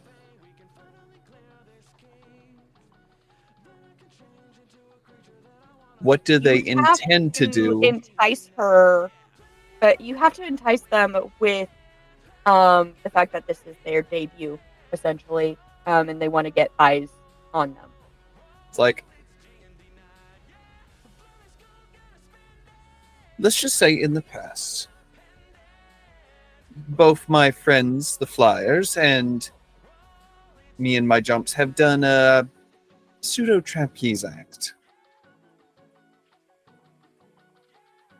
Jumping up and getting launched from one person to another. I'm fairly good with timing.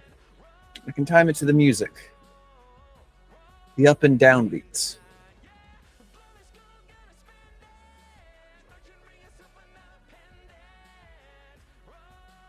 Wait, say that one more time? You know, it helps if I unmute myself. Yes. You get 2 more questions. Okay.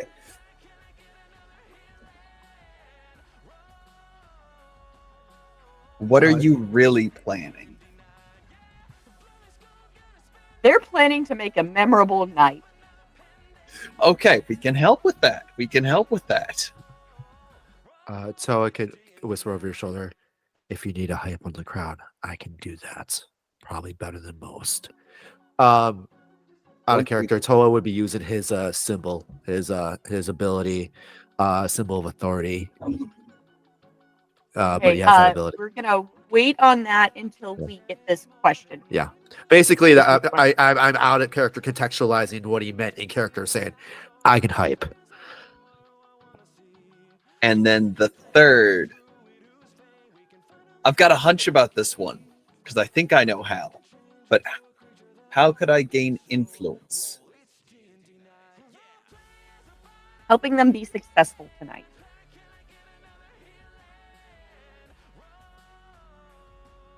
It's like, Troy. So, what is your ability that you're referencing? Like, what are you doing exactly? The legacy ability, legacy move known as symbol of authority. When you give an NPC an order based on authority, they recognize roll +1 savior. On a hit, they choose one. Do what you say. So basically, the do what you say would have been just hype on the crowd. I don't know if the symbol authority can hype an entire crowd or just one person. My imagination went, hey, if you gave Toa a mic for like a second, I'm the DM. I can choose it. I can choose what it's doing. Yeah, you can use this to hype the crowd. Yeah. Psych. Before they get into this, what are you doing? Have you struck Lurking? up a conversation with anyone? Oh, absolutely not. Not if I can help it. I'm mostly lurking, looking ominous, and trying to find a good location for sabotage. So you see this big, burly Russian in a pinstripe suit on the DJ booth. You recognize him as your music teacher, DJ Onion. Amazing. Comrade! How goes? I feel like I just want to try to make myself as inconspicuous as possible. And maybe, are there a lot of people nearby?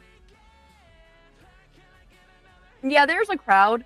It does look like there's like a line to the bathroom. Okay. Maybe I will try to pretend like I'm getting in the line, and it was just so loud I couldn't hear. Yeah. You can certainly try. And he is going to try to persuade you to join you, to join him,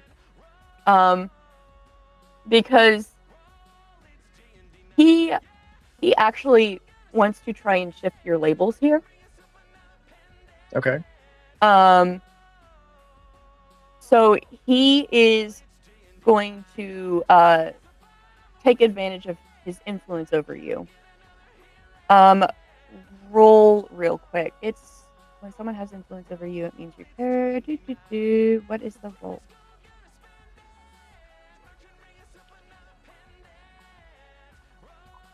Where is it? Are you going to try to reject his influence? Oh, definitely. Okay. So go ahead and roll for me. Okay. What am I adding to it? It is going to... Where is that? Does it actually say? All adults have influence over you when first introduced at any time. Okay, so when you have influence over someone, take +1, all moves targeting them, including rejecting their influence. So you're going to roll, and he has +1 over you. Okay, so just like a straight roll. Yes. Unless because Sarah's the other one who's played Mass before. Do you remember? What was the question? The influence. I'm trying to remember what they roll against influence. Are you? You're trying an to prevent being influenced? Mhm. Yeah, they're trying. An adult is trying to shift labels.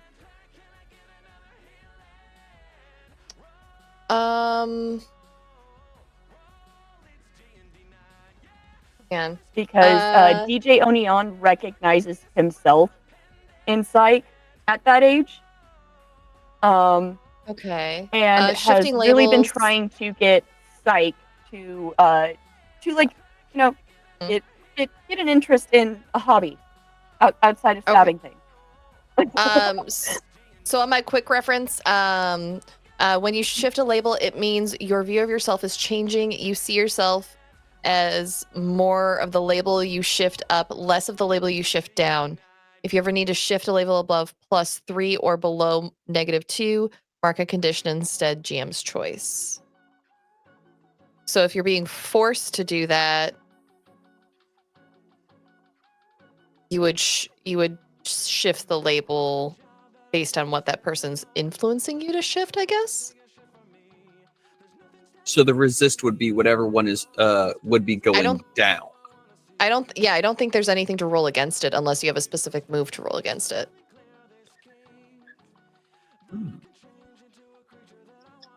Yeah, I don't know. Well, they can roll to resist the influence. Okay. If they don't want their label shifted. Yeah, because I Essentially, mean, they can choose. Mm-hmm. yeah, they definitely would not want.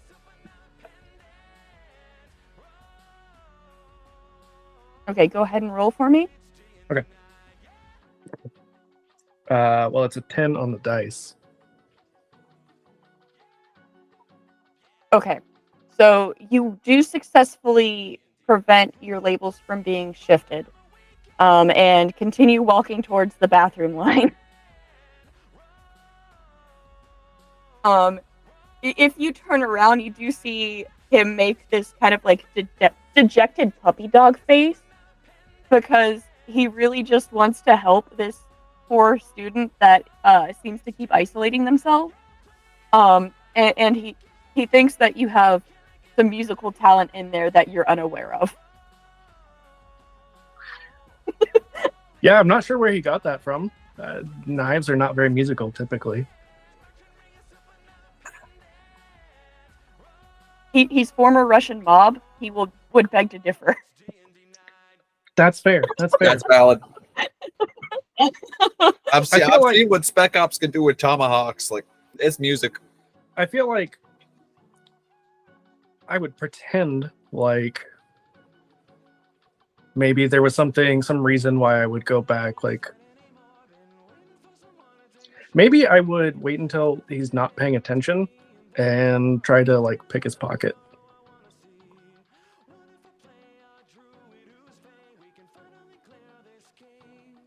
Do you have a delinquent move that is linked to that? Because I feel like there probably is, but I don't remember.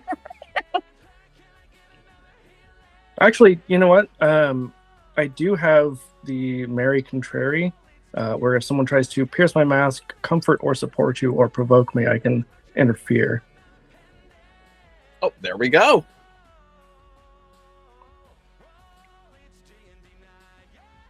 Yeah, so For I mean, he picking a was- pocket. I don't think that he was trying though. Like, I realize it's a little bit of a stretch, but you know, he was trying to sort of in a way comfort me, you know, as like a bit of a loner. You know what? I'll allow it. Go for it. So let's see.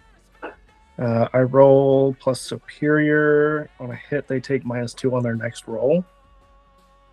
And on a 10 plus, I take influence over them. So, All right.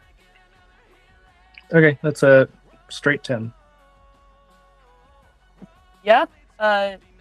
You do have a little bit of influence over this adult now. So if you interact with him, you do get a plus forward on him. Okay. Could we say that I'd like maybe take his because I assume that they're gonna have like something that's got to scan a badge. Maybe I take his badge. Yeah, sure. You take his badge. I mean, that's pretty You are influential. successful in taking his badge. It's at this point that Emmett's ability kicks in. How are you guys going about this with the verdant voices?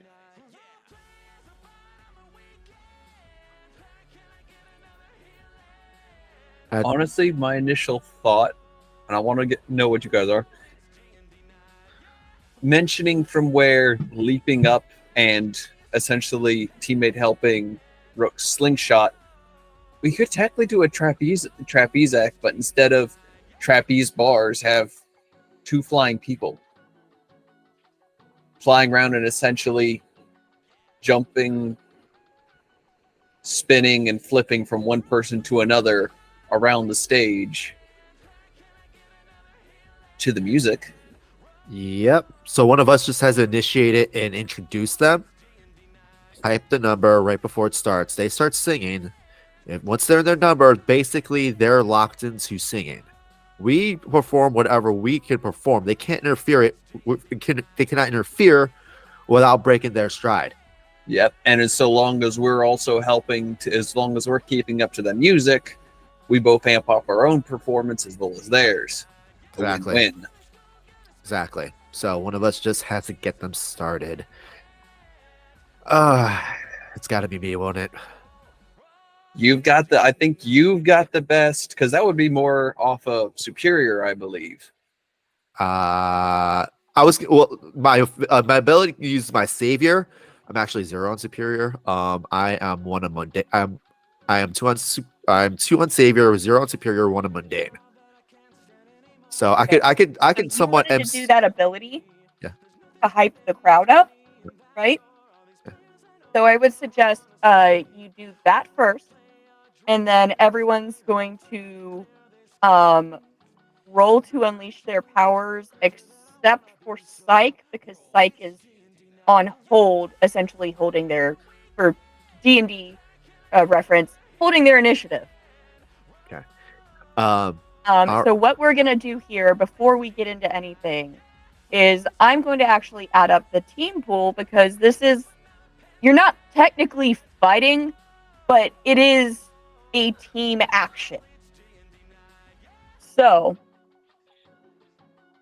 what we're going to do,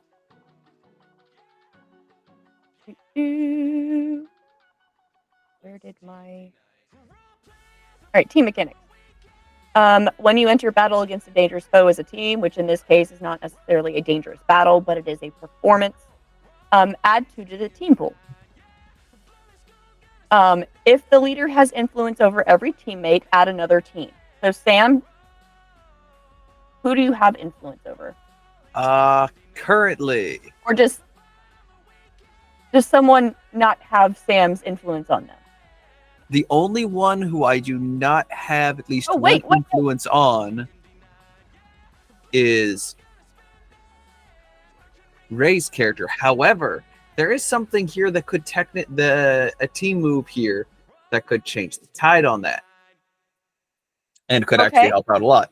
When you share a triumphant celebration with someone, tell them what they need to do to achieve their full potential, or in this case, how to work together in order to achieve the results we need. They accept your advice, take influence over them, since and you add did have that 2 success teams to the with pool. the girls, then yeah, you can go ahead and use that. And that adds 2 to the team pool. Okay. If everyone has the same purpose in the fight, add another team. You guys do have different purposes with what you're doing. Like, it is ultimately the same goal, but you are all doing different things. Mm-hmm. If any member mistrusts the leader of the team, remove a team. I don't think anyone mistrusts Rook, right? No, I don't think so. And I would say, given that you guys are kind of you don't have the same purpose, but you all have ultimately the same goal. None of you are going to be ill prepared or off balance on this one. So you have a total of 6 team to your pool. And I have a wig change request, so I'm gonna do that while we prep this. Ooh. All right. So Troy, Gone to green, blue, go ahead red. and roll next. your move. All right, so here it goes. It is the symbol of authority. Koa picks up the mic. 5 and 5 plus savior, so that would be 12. Yeah, you successfully hype up this crowd. You go, all right, folks, it's time for a performance of a lifetime. And Emmett's effect is perfectly timed. And you pass the mic off just in time to start doing the trapeze act with Rook and Bonnie. Ray, you already rolled your unleash your powers. So Bonnie and Rook, I need you to roll to unleash your powers. Why can I imagine in like an actual combat situation, it's less tossing and more full-on throwing? And Oh, it's the like, fastball literally- special in any other it is most Casting, situation. definitely leaping the off. halfling yeet. I can imagine it's almost like a tennis ball court, except the enemy is in between, and Rook is being used as the ball, getting bounced back, hitting, jumping off, getting grabbed by one of the other ones, thrown again. Yeah, usually the volleyball technique in Dragon Ball is an attack against an enemy. This time it's just a momentum builder for Rook. Sorry, this wig is so silky that my headset is falling off. Oh no! It's too smooth. I know It's that too feeling. smooth. That's why I have my hair I'm up. trying to use the hair to hold it in place now. What did you need me to roll? Unleash my power? Yes. I don't Okay. just have wigs nearby either. And a tiara apparently stuck to one. I have a +1 to that. Plus freak. What's my freak again? What's my freak again? What's my 5, 6? That'll be a 9 for Bonnie. All right. You are able to do this. However, it's not the most graceful at times. You're trying to keep up with the music. You're still not used to Earth culture, and the music on your home planet is more in line with like a cacophony to Earthling ears. But it's only because the pitches that are in your home music are outside of human hearing. Why is your music here so weird? Just roll with it. Hello? Just roll with it. Just roll with Okay. it. 3, 2, 1, now. What did you roll? A 5 and a 5 +1, so that's 11. All right. Yeah. You, in spite of Bonnie's occasional mistimed move, you are able to successfully do these momentum leaps and trapeze through the air as the verdant voices are flying above you and doing a fully choreographed move with their mics. It is absolutely gorgeous. You guys are doing the things and doing the excite, and you see little Karen clapping, and like her eyes have lit up. She is so happy. God, It she's is a the Karen. coolest thing in the world to her. Oh, wait till you know her siblings' names.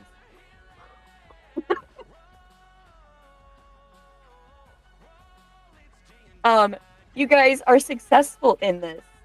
It takes about half an hour or so because they are still like they're doing a full set kind of situation. And they get down you guys get down from the performance, and your adrenaline is hyped. You are excited, and you guys, what are you doing? Well, I think there's only one thing to do after a performance like that, considering the popsters are probably doing it. Strike a pose. Superhero landing. Does Psych try to join Superhero in on the landing. pose? Oh, Superhero absolutely landing not. Power Ranger style. No, Psych is lurking. It's better Power Rangers than Ginyu Force. The true. And If Psych wants to add throwing knives over the background pyro, you see purple twirling. Yes. No. No, No, Psych's just not. All right. lurking, arms crossed, looking, like they just are too cool to be a part of it. Yeah. Mood. Can I land behind Psych just like in like full like magic girl mode? Do it. Do Just it. for the juxtaposition Yes. with like my scary dog friend right next to me. Amazing. You But if they're you walking actually together- land on the speaker that's like right next to them and strike this magical girl pose as they're kind of just like sulking in the corner. And that's what the comic book panel is showing. This entire like this juxtaposition between like, oh my god, happy go lucky, and then I will eat the souls of my enemies. It's the panel that gets the full page spread. Absolutely. Yes. Yes. So you do your successful ending, and the crowd is hyped. Everyone is like clapping, and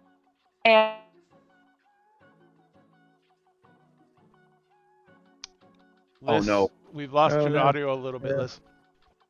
Can you hear us? We heard it. We heard after the and then it just cut. Yeah, it might be your internet, not your actual gear. No, it isn't, she says, because I can read lips. Yes. No, nothing yet. Nothing yet. Ladies and gentlemen, in the meantime, remember, Doctors Without Borders is a charity we're raising funds for tonight. Let me put up the list of what you can do with your donations. Always remember, if you want to really, really drive someone crazy, you can contribute $15 every 3 minutes and see how fast we can make Sarah go through all her wigs and voices. So just go ahead and keep that in mind. Look, I have more wigs than voices, y'all, and you haven't even hit halfway. So you guys Bet. can make that happen. And remember, if we get to $100 in total donations, Dinner in a Game is going to give away a 3D printed dragon, a 2-foot-long dragon. It is a 3D printed articulated dragon. It's a great fidget toy. This thing usually sleeps up here, lays here, and it's going to come with its own crystal egg for storage. So you guys will be able to get that for yourselves or to give it away to someone else. But either way, you'll be able to get that if we get for every $100 we're giving away one. So if we get $200 in donations, we're giving away 2. And we're giving away to anyone who is actually in the chat at the time we hit those amounts. So if we had $100 and you're in the chat, you get a chance to win. For those doing the math at home, that is $45 to hit the first $100. There you go. Oh, Let's they get it. temporarily Lisa's going disconnected to it, so yep. that they could reconnect, and hopefully that'll fix the thing. Mm-hmm. Yeah. And then So they I'll will fix go- and then I'll fix all the cameras. Also remember, guys, Doctors Without Borders is a great charitable organization. They are doing some incredible work right now. They're one of the few reasons that there is even some medical care going on right now.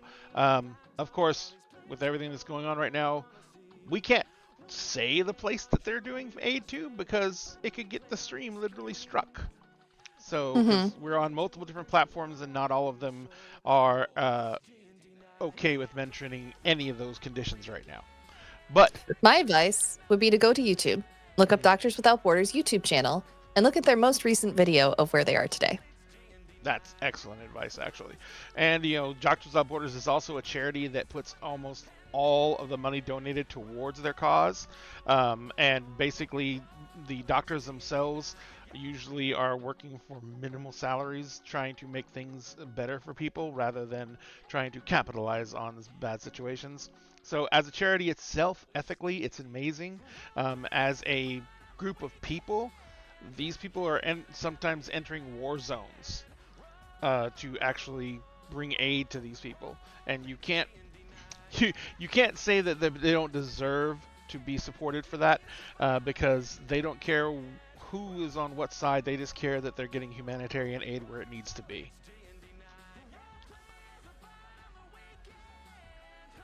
And this is gone forever. Forever. But you know what? I hate to make Can the we Homelander shout- cliche, but like they are the real heroes right now. Right?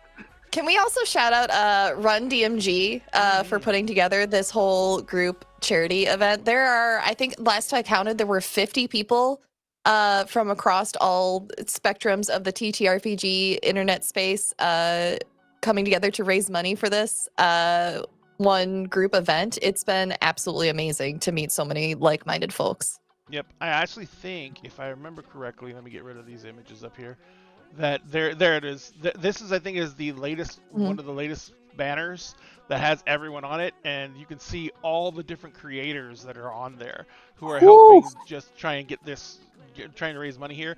And the coolest thing is, the original goal for this charity drive was $1,500, and Run DMG's crew made that in the first 24 hours.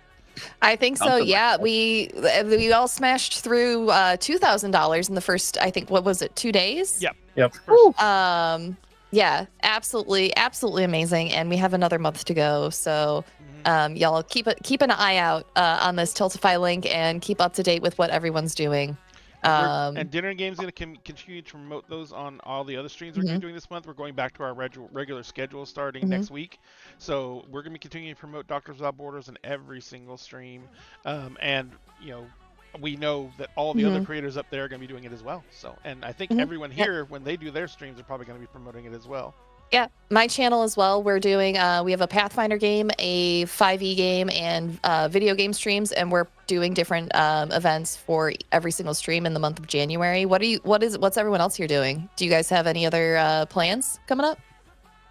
Is it really, really bad that now it is my first thing doing it for this, and now I really want to go back onto the train and actually jump in on this? Like, jump in late to the party here, but like, I do a video game stream. I'm also doing some solo RPGs and actually experimenting with those. Oh, cool. Well, the thing is, like, doing the storyteller voice is like, oh, this is what's happening right now, and yeah, so I'm gonna do a few solo RPGs, a few video games. I'm doing a Cyberpunk 2077 run. So yeah, this inspired me to jump on this. I've only just learned this about this charity maybe like less than a week ago when Lyssa came to me and just like, yeah, this is what's going on. I'm like, oh, it's a charity drive? Oh, it's this charity drive? Yeah, join the cause, join the effort. We love having more people join. It's fantastic. I've sent the link out to the Discord to so many of my friends. Oh yeah, absolutely. I want everyone to come hang out. I'm definitely in. And say no more. I am in all the way. Yep. And for those in the audience, I know there's a lot of streamers in the audience right now. If you guys want to go ahead and take this up yourselves, you can just reach out to Run DMG. There is a Discord server set up for it. And all you really have to do is, any one of us can see about getting you on there, and then you just get on there and you just say how you want to help. The banners have been created by volunteers. The promotions are being done by volunteers. All this stuff is being done by volunteers. So it's, if you have any skills you can contribute to the cause, do not be afraid to reach out and offer them, because the more hands in the pot, the more we can get out. Absolutely. And we have a ton of people that are contributing items, just like you are as well, for doing this. I have I'm passing along the information for a business that I've worked with who found out I was doing this, and they said, hey, we want to donate stuff. So there will be more people added probably every day throughout the month of things you can do. Yep. We also have, I don't think I have one in here, but we also have some 3D printed dice towers that are gorgeous. And so I'm going to be bringing out, I'll probably be giving one of those away next week. on the streams, doing the same thing. Every $100, we're going to give away one. And these things are not small. They're like that tall. Nice. Wow, that's a tower. That's not Yeah. just a. I love that's I not a love little a dingy hefty thing. tower. Oh wait, Yeah. hang on one second. Yes, please show it. forgot. Please show it I off. forgot Ooh, there's one yes, in here. show and tell. There it is. Oh, I'm excited for this. Me too. The dragon is adorable, and the egg yeah. is stunning. And this is called the Nightmare Dice Tower, and so it's got a very see the skull with the spider on it. And this is all spider webs up here, and this thing's so big that the eyes of the skull, instead of dropping the dice in the standard spot and letting it go down the tray, you can actually drop the dice in through the eyes of the skull. That's so okay. Next week, whoever wins that, if you don't want it, just at me on Twitter. And I've got like about a half dozen of these already printed out, so they're in all different colors too. So. Oh, super cool. And it's really light. See, if I got that, that, I would have to get paint. I'd have to do a custom paint job on that thing. That would be a project piece. You can. We do multicolor filament because we do a lot of the just want stuff that people can just set on their desk and don't have to do anything with. So we do a lot of the multicolor filament to just have that happen. So that's kind of why we have all these different colors. But I have seen people like paint the dragons. This one's broken, but it is called the Lunar Wing Dragon, and it has, I hope you can see the detail, but it has a ton of symbology all over it. Oh! Like on every single one of these scales, there's 2 moons, crescent moons on them. And there's there's crescent moon in this between the horns, and everything articulates on them. The wings articulate and everything like that. This one just broke when I was taking it off the build plate. So poor thing. So he sits on my desk and he's sad. Aw. But yeah. It's still good. Yeah, and Lyssa is restarting her PC currently. So let's do this. Let's take a little break and give Lyssa some time to get back. We'll come back on as soon as Lyssa gets live and get everything set back up. All right? Heck yeah. We'll be right back, ladies and gentlemen. Wait! Oh, wait, hold on a minute.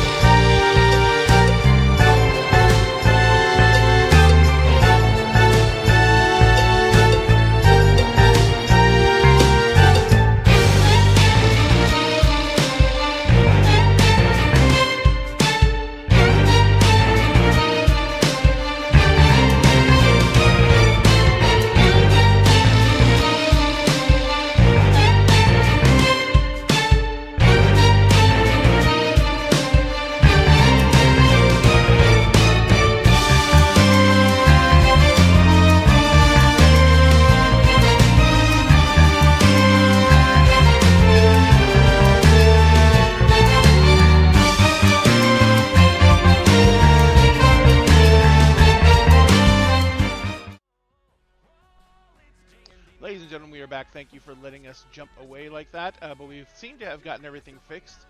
Except I still haven't put the hype goblin, and we've got some people out of place. I'll fix them real quick, but Liz, go right ahead. Okay, so yeah, you guys see a very ecstatic little Karen on the steps going up to the second level, and clapping away. She's really excited. It's very, I mean, she's a 12-year-old, Mm-hmm. a very 12-year-old response. What do you guys do? Would it make too much of a disruption to actually take her on a quick flight to the ceiling? Just pick her up and Superman it. Or would that be overkill? Or would that be dangerous? I'm going to say roll to activate your powers on to unleash your powers. Maybe ask them if they would like for a flight first. I'm not gonna swoop in and grab them. I'm just gonna be like, it's like that. Was that fun? Did you want to come up and see for yourself? That is 8. An 8. So you are a little shaky after, because like you did just put on a performance. You have like a little bit of stage fright. Yeah. So you are a little shaky when you go over to ask her if she would like to fly.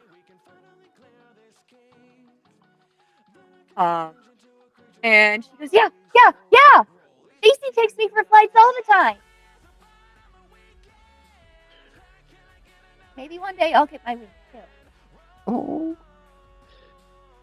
Bonnie, spot me for this one, just in case. Okay, I got your back. That's Since cool. Bonnie floats all the time, like you don't need to roll to unleash your powers. That's just you like existing. So yeah, basically take her up, and just to kind of swirl around along the ceiling, up to the ceiling, and come and then try to alter the direction. That way, I don't get dizzy doing it myself, and change my direction a little bit before bringing her down. Just to put not to mock the performance, but like to mimic it, like a super light version mimicking it, and kind of mimicking Rook's flight as he was up there.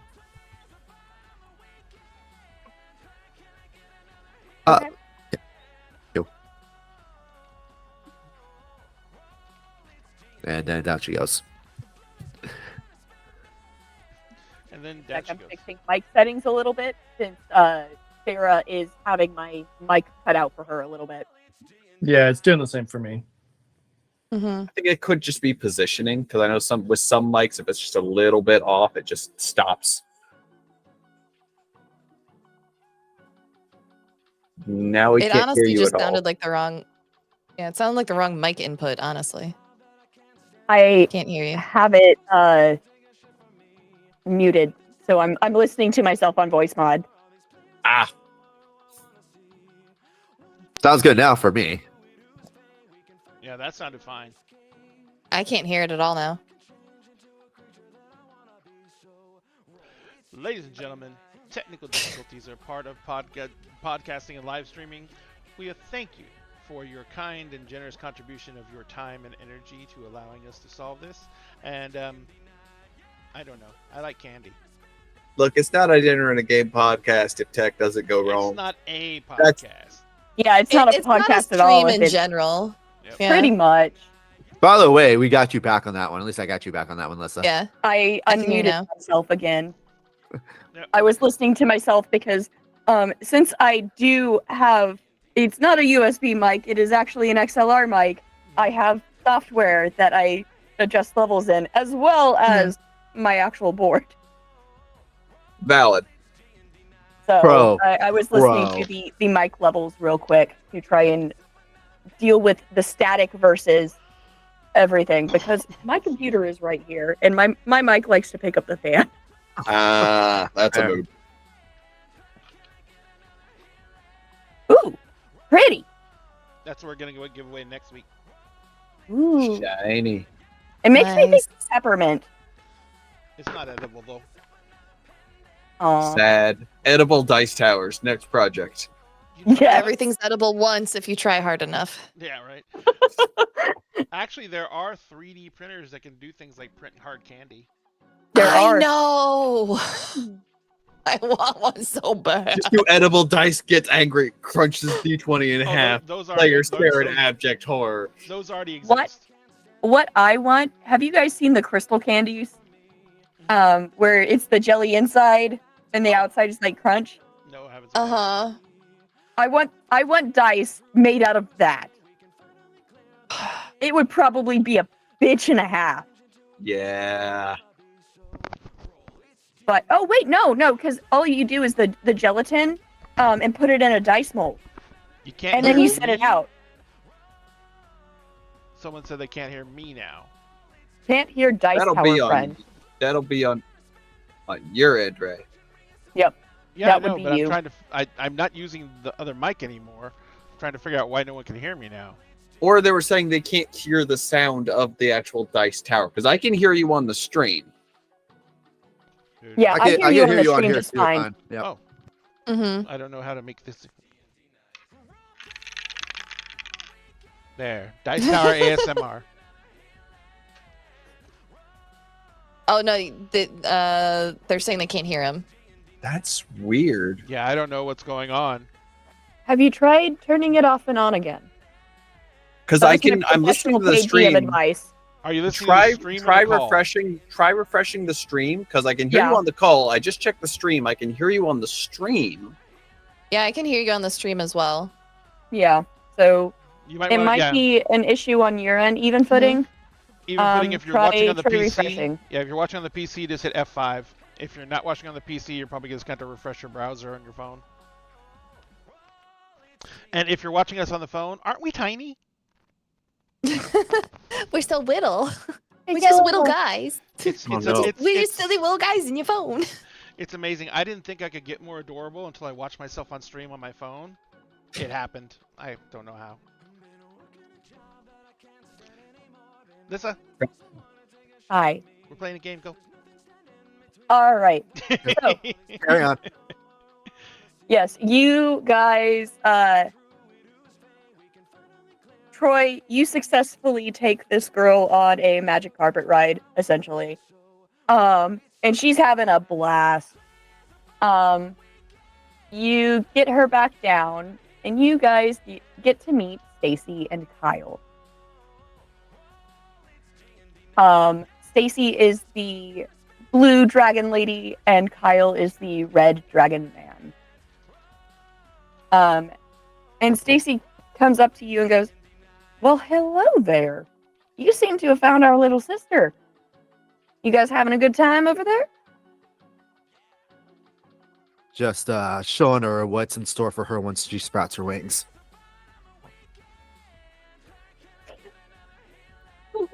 She laughs and she stretches her wings. She's got like a huge wingspan. Like it's easily 12 feet. At least. Most impressive. She's tall. She tall lady, and she has high heels on. So she is rather imposing when she stretches her wings out like that. And Kyle rumbles over. You guys have all met youth pastors before, right? That's the Oh, vibe he no. gives Yeah. off. Ah. That's the vibe he gives off.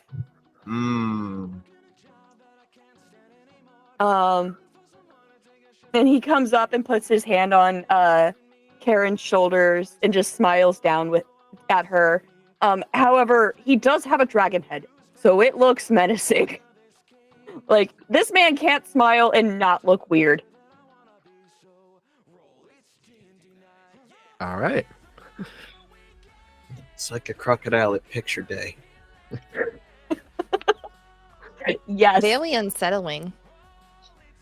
Well, it was a pleasure to meet you all. I'm glad you had fun, Karen. Are you guys associated with anyone yet. What do you mean? She pulls out a business card. And it says Rashadi Industries. And the man that they came in with is Fareed Rashadi. Just think about it. You seem to be able to bring joy to our little one here.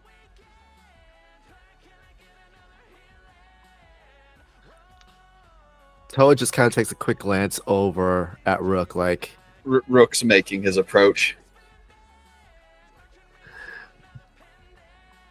you know, we're all still in school, right? I mean, we're all still under 18.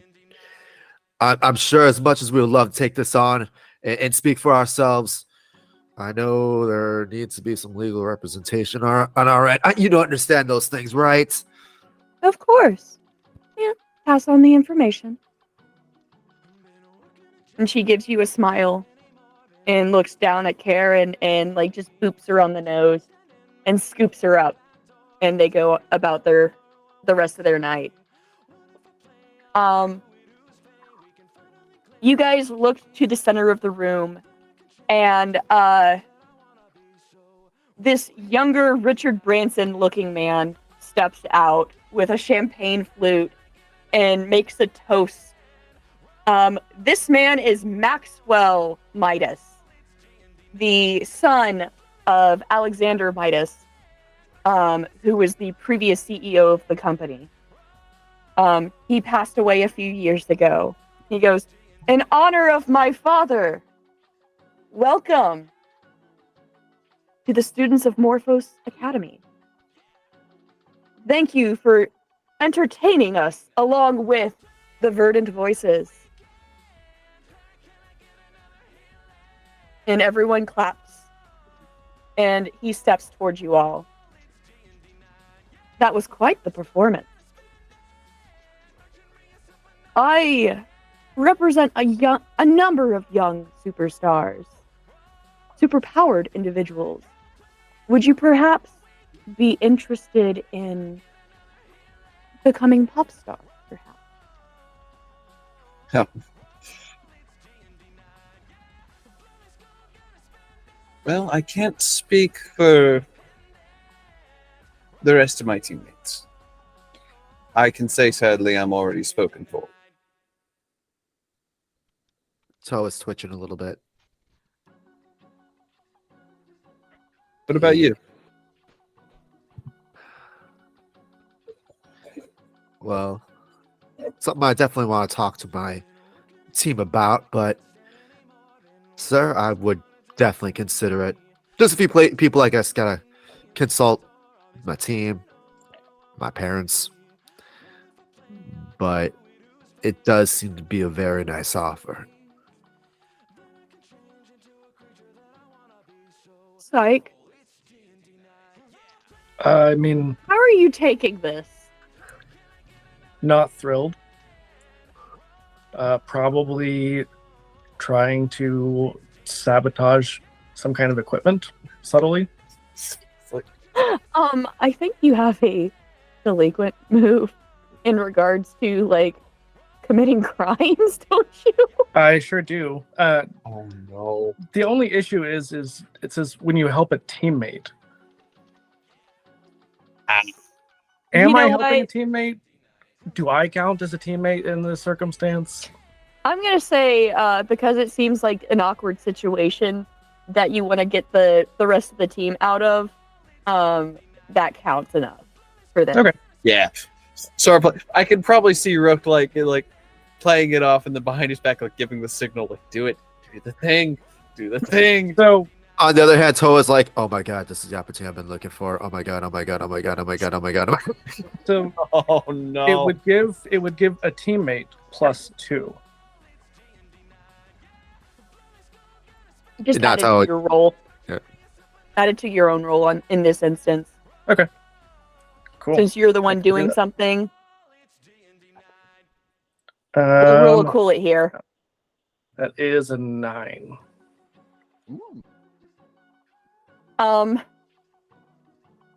So you do sabotage the speakers. However, you get caught up in a conversation with DJ Onion for the next hour. Amazing. Amazing. As they fix the speakers, since he doesn't have anything to do until the music's back up. Can we say that I sabotage it in a way that it makes like a high pitched screech? Oh, that's gonna suck. Yeah, all you have to do is bring another mic over real fast and then shut it down. Just a feedback loop. No, there's a reason that feedback is gonna hurt.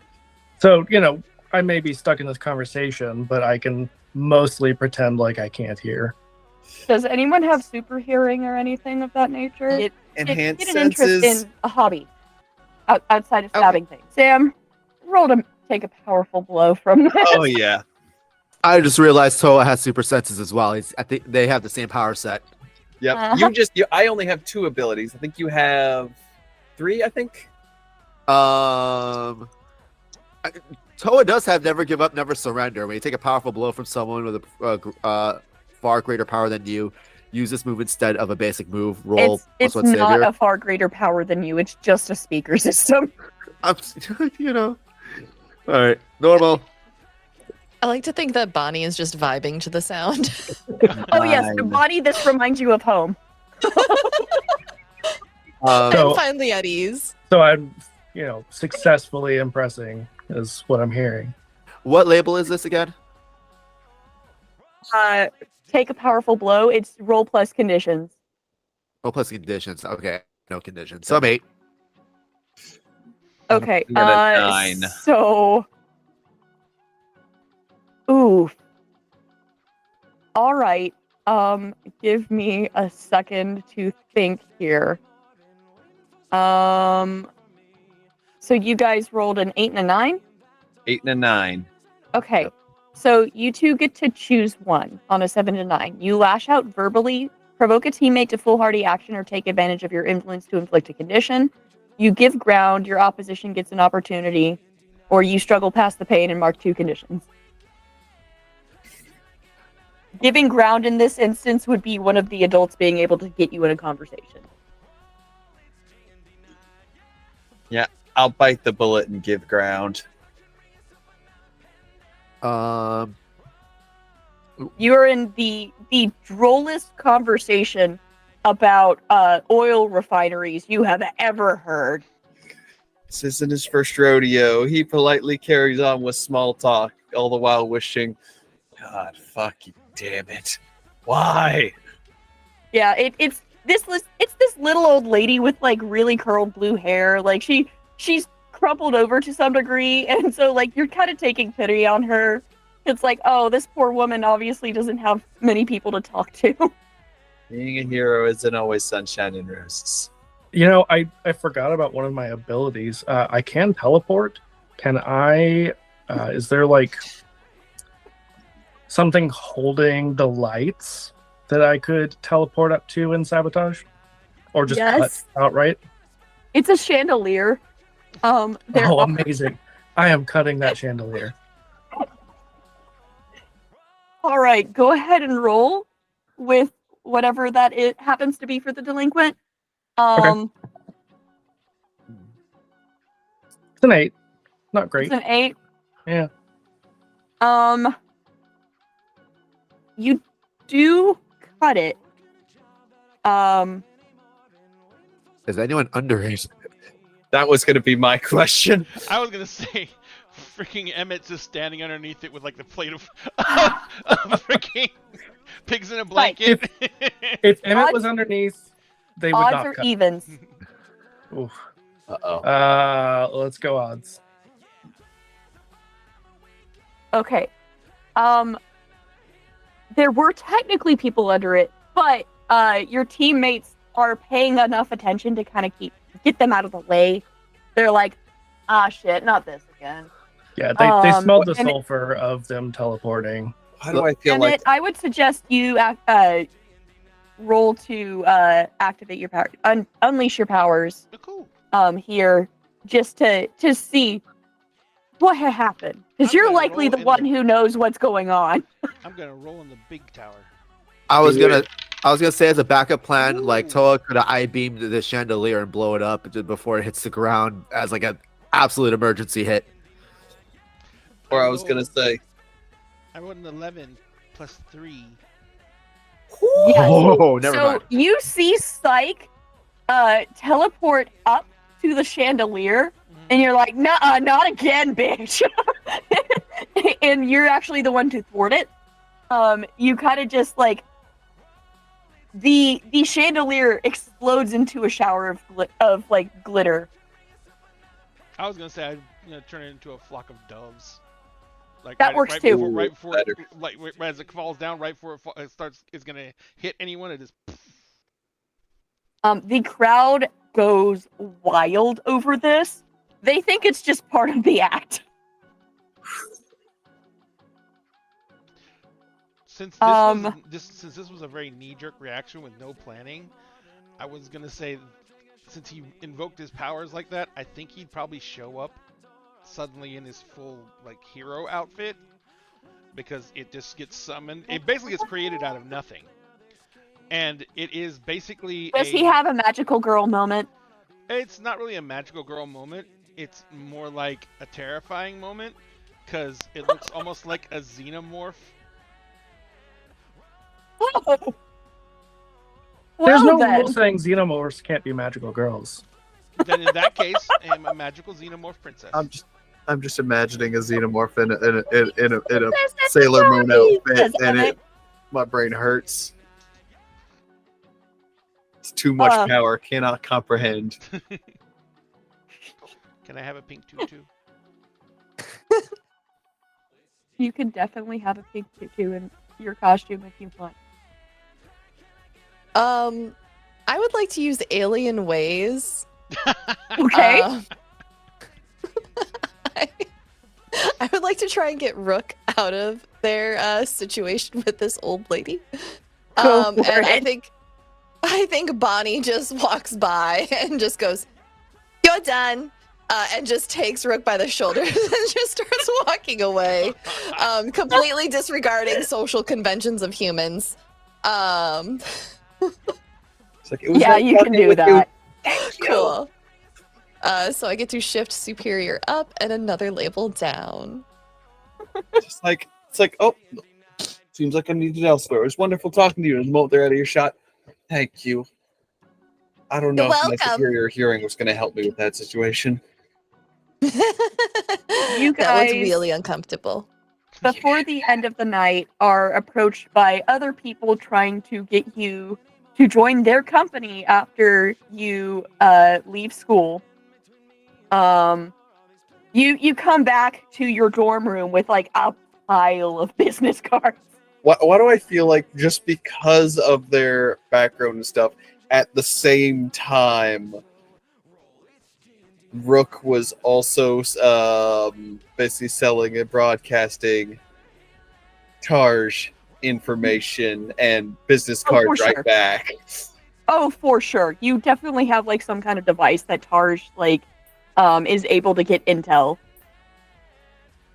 Probably even has like a small like printer like between the sleeves. It's just printing out business cards. They just seems to pull out of nowhere. Oh yeah. Hey, yo, Rook, can I talk to you for a second? Sure. What's up? Hey, man. Look. I know we're a team in all this, and I ain't gonna lie, if we ain't kicking each other's ass, we work pretty decent together. But I ain't gonna lie, man. You're point man here, and I'm either gonna be spending all this time with us trying to take your spot, or, and he looks down at the cards, this could be a chance to have a team of my own. Now, I screwed up some things with the old man, and I have his title. Hoa it was my old man, and his old man, and his old man, and his old man for as long as we've been together, as long as we've had a family. I don't even know what I'm saying right now, but I might be looking at these cards. Maybe I just wanted you to be the first to know. This wouldn't be the first time I've seen this kind of thing, and here's the advice I can give.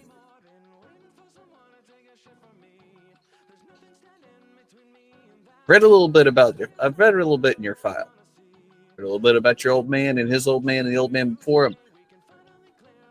All of them put their own spin on the legacy. None of them followed it exactly as the previous one did, and you're no different. You may have the same skill sets, but that doesn't mean you're going to use it in the same way. If your gut tells you to go one way, do it. Sam, with Make it this your one, own. Please roll to comfort or support. Comfort or support. That one would be Mundane. mundane. Not my strongest. +0. So Well, depending you on the also set of have rolls- influence over him, Yes. and you have team from the. You have the team pool as well. So the team pool, how does that work? Team pool. Essentially, if anyone joins in and assisting with this, you can take from the team pool. So, are Bonnie, Emmett, and Psych in on this conversation? They could be if we do this all back in the dorm, like after the Yeah, party. you guys are back at the That's dorm not at a this bad point. idea. Bonnie will pop in, There we Just- go. upside down on the ceiling. What you doing? Well, Are you weaving? I don't know yet. I got reasons to be here. He's looking up at the ceiling, and he's been around Bonnie so long that it's like this is just normal. It's Spider-Man conversation at this point. Spider-Man She floats conversation. down until she's upside down, but like eye level with you. She's Trust such me. a little weirdo. I love her. Trust me, I'd want nothing more for us to hang out all the time and stuff, and if this was a normal high school, I'd probably ask you to try lunch at different restaurants and you tell me like all about the cuisine of your planet and why your palate's so weird, and I'll just be all over it. But he looks down at the cards and he's like, "Man, we did some good work today, and I gotta start thinking about like what I do from here." Well, if you're not weaving right now, we can still hang out, and then when you go, we'll throw a big party for you. All right, I appreciate it. Because I know as soon as we graduate, just kind of hold up one of his own cards. I know exactly where I'm going. Yeah. Hell, I've been working with them for the past 2 years. I still have to try to get home. Do you really want to go home?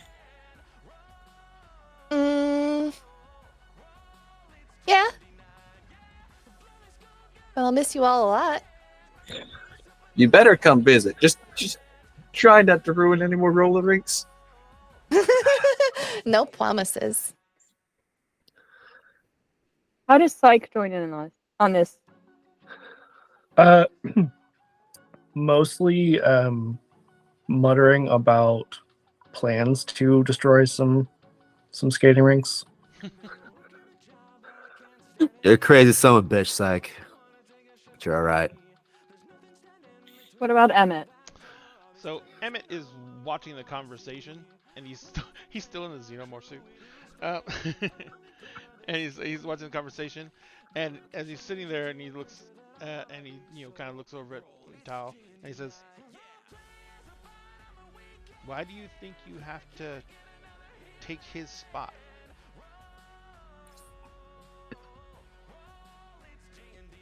I don't know if we even have time in the night for this story. It's already getting late. No, I'm just asking because of I don't think that there is a quality of either one of you being better than the other. I think you're all really great.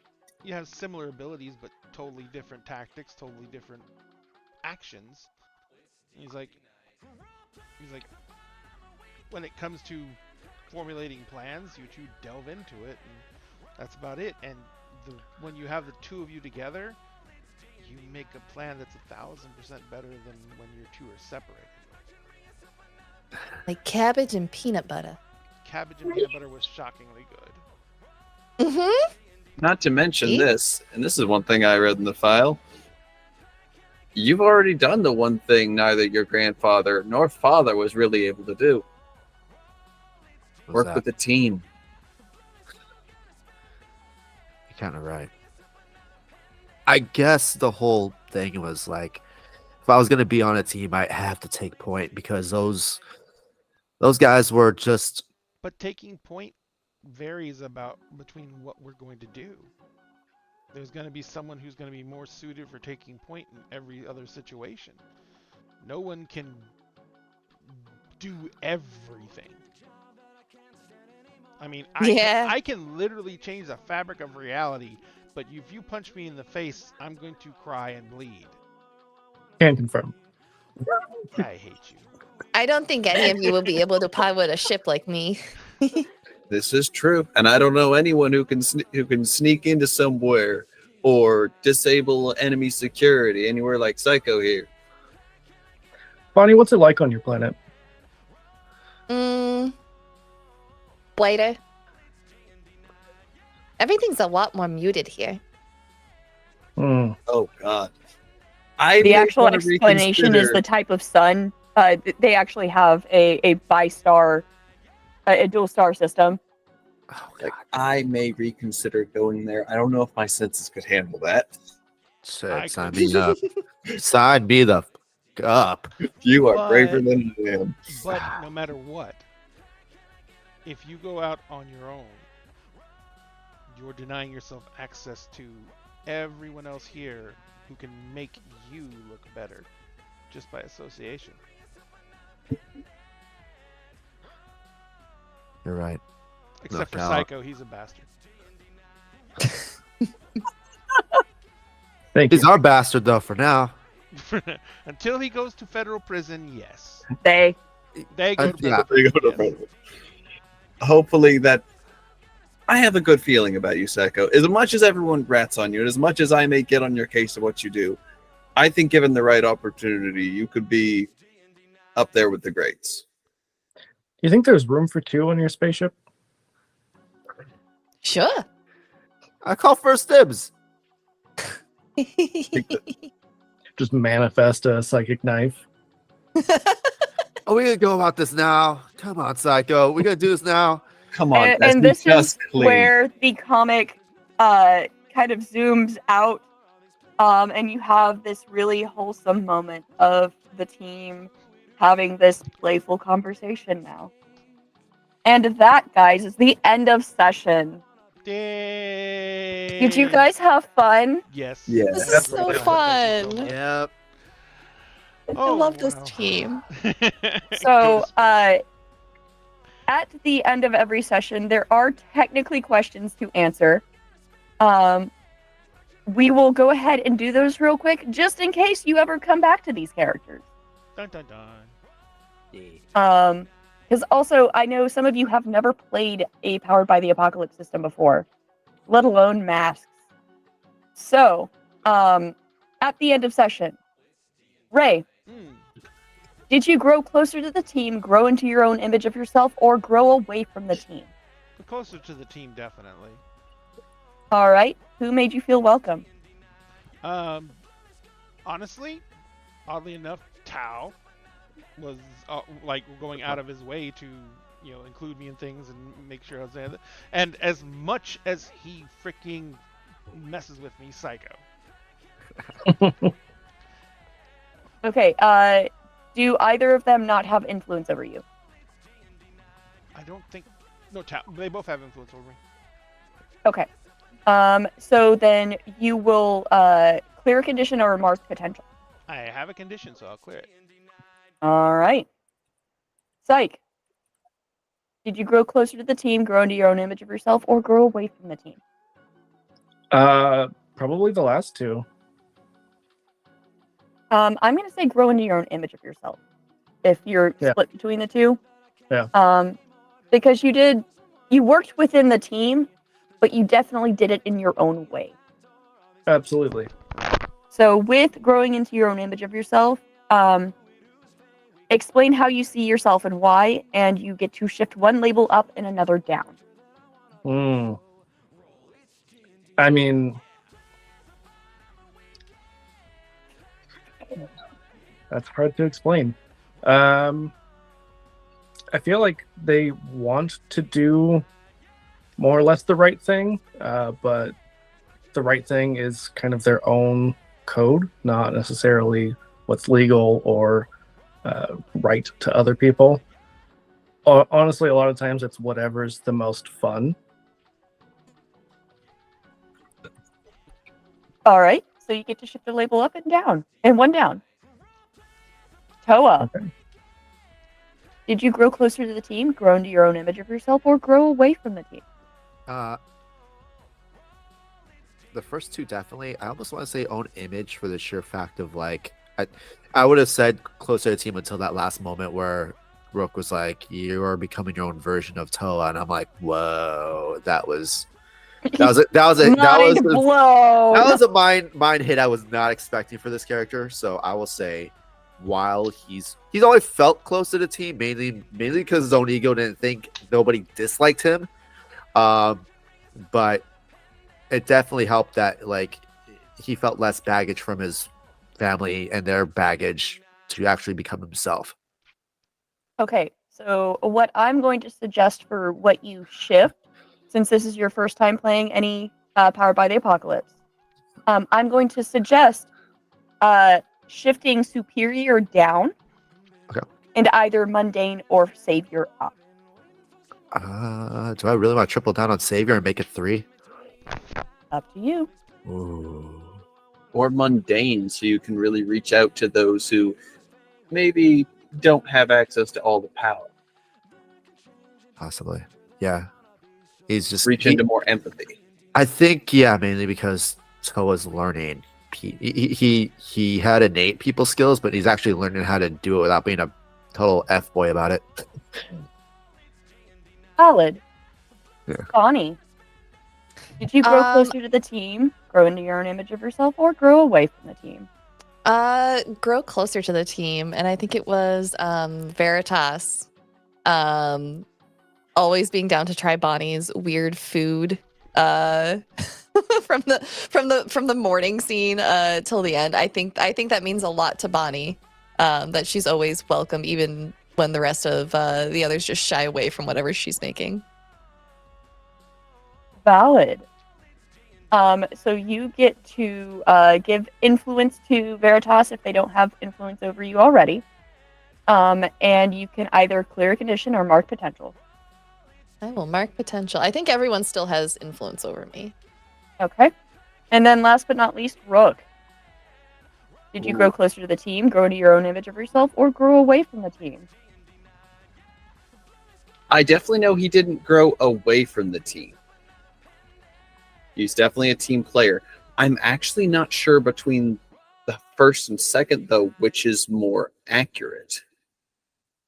Because he did do an extremely good analysis of what was going on, and from there come up with a plan that played off of everyone's strengths. But that could also be playing and growing closer to the team at the same time. If I could ask, was Rook always a tactical genius like that? Was it always his nature? He is known for his cleverness. In fact, one of his first abilities is literally called Before We Get Started, which is when you have time to closely observe your opponent before a fight in any which shape, in any case, roll Savior. On a 10+, you hold 3. On 7 and 9, hold 2. On a miss, hold 1 and mark a condition. And during the fight, I can use one of those hold ones to either redirect their attack to another character or nowhere at all, so into a wall or the sky, cross the distance between the target and yourself, stun them up closer from a distance, Ignore all harm from one of their attacks or escape any binding or impediments they attempt to place on you.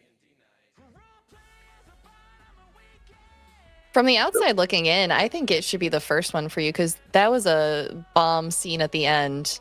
The conversation that the two of you had, and you giving such sage advice to one of your teammates. Yeah. I agree. Especially like Toa Mhm. always being antagonistic, and you just kind of hit him with that. Because Mhm. competitively antagonistic, like he's the Vegeta in this entourage, so to speak. I have to be best. I have to be better than you. I have to be better than you, and you're just like, you could just be the best you, and Yeah, unfortunately, I am known for doing that. Ray can attest. Those emotional sneaky right hooks. That was a really You good look scene. yourself. But also, especially for Rook, it's more than likely he's been doing this from the start. He's seen that competitive nature, and so he's been doing things to help encourage Toa to grow. Because he knows if he tries to just directly do it like he just did that just from the bat, it's going to be too much resistance. But if he can do it in a way that steadily increases that growth, increases that drive to do more, to come up with more creative solutions, opens up the door for other ways. Ah. So you guys had a good time? Yes, ma'am. Indeed. Absolutely. Yeah. Awesome. I'm glad. So once again, we did this for raising money for Doctors Without Borders. We did just put the Tiltify link in the chat. The money all goes to Doctors Without Borders. None of us touch a single cent of that. It will go directly to them. They are a wonderful cause. I've known about Doctors Without Borders since high school because I was a Model UN kid. I was that nerd. And they are a wonderful charity that goes around giving medical aid around the world in areas that are at risk. Currently, they are in the Gaza Strip assisting with medical aid there because there are a lot of civilians getting caught in the crossfire in this ethnic cleansing. So please consider, if it won't put you out, donating to that. It is a wonderful cause. A lot of creators have come together. There are damn near 40 of us, maybe more at this point, that have been joining in on this to raise money. We have already hit the goal once. What are we at right now? Oh, wow. Okay, we are at $2,930. So we are $70 away from hitting the second goal, guys. God damn. We are, well, technically now 6 days into the month. And we're definitely going to have to raise that goal again. So please consider giving. Where can we find all of you?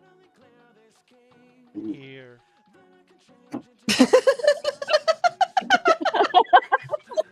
GM, everybody. And we're Thanks done. thanks for providing the home. And that's it.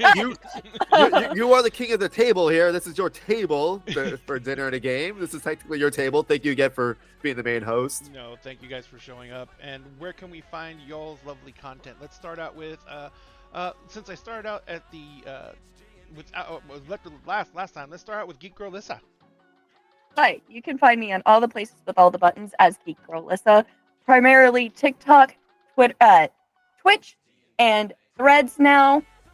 When I am not on here, usually playing, not DMing, I am on my own Twitch channel, generally playing a video game of some sort, but sometimes I'm running my West Marches D&D players. Other times, I am live streaming me session prepping or just being a general human shit post. You can also find me over on Wednesdays for Superhero High School as the editor-in-chief there.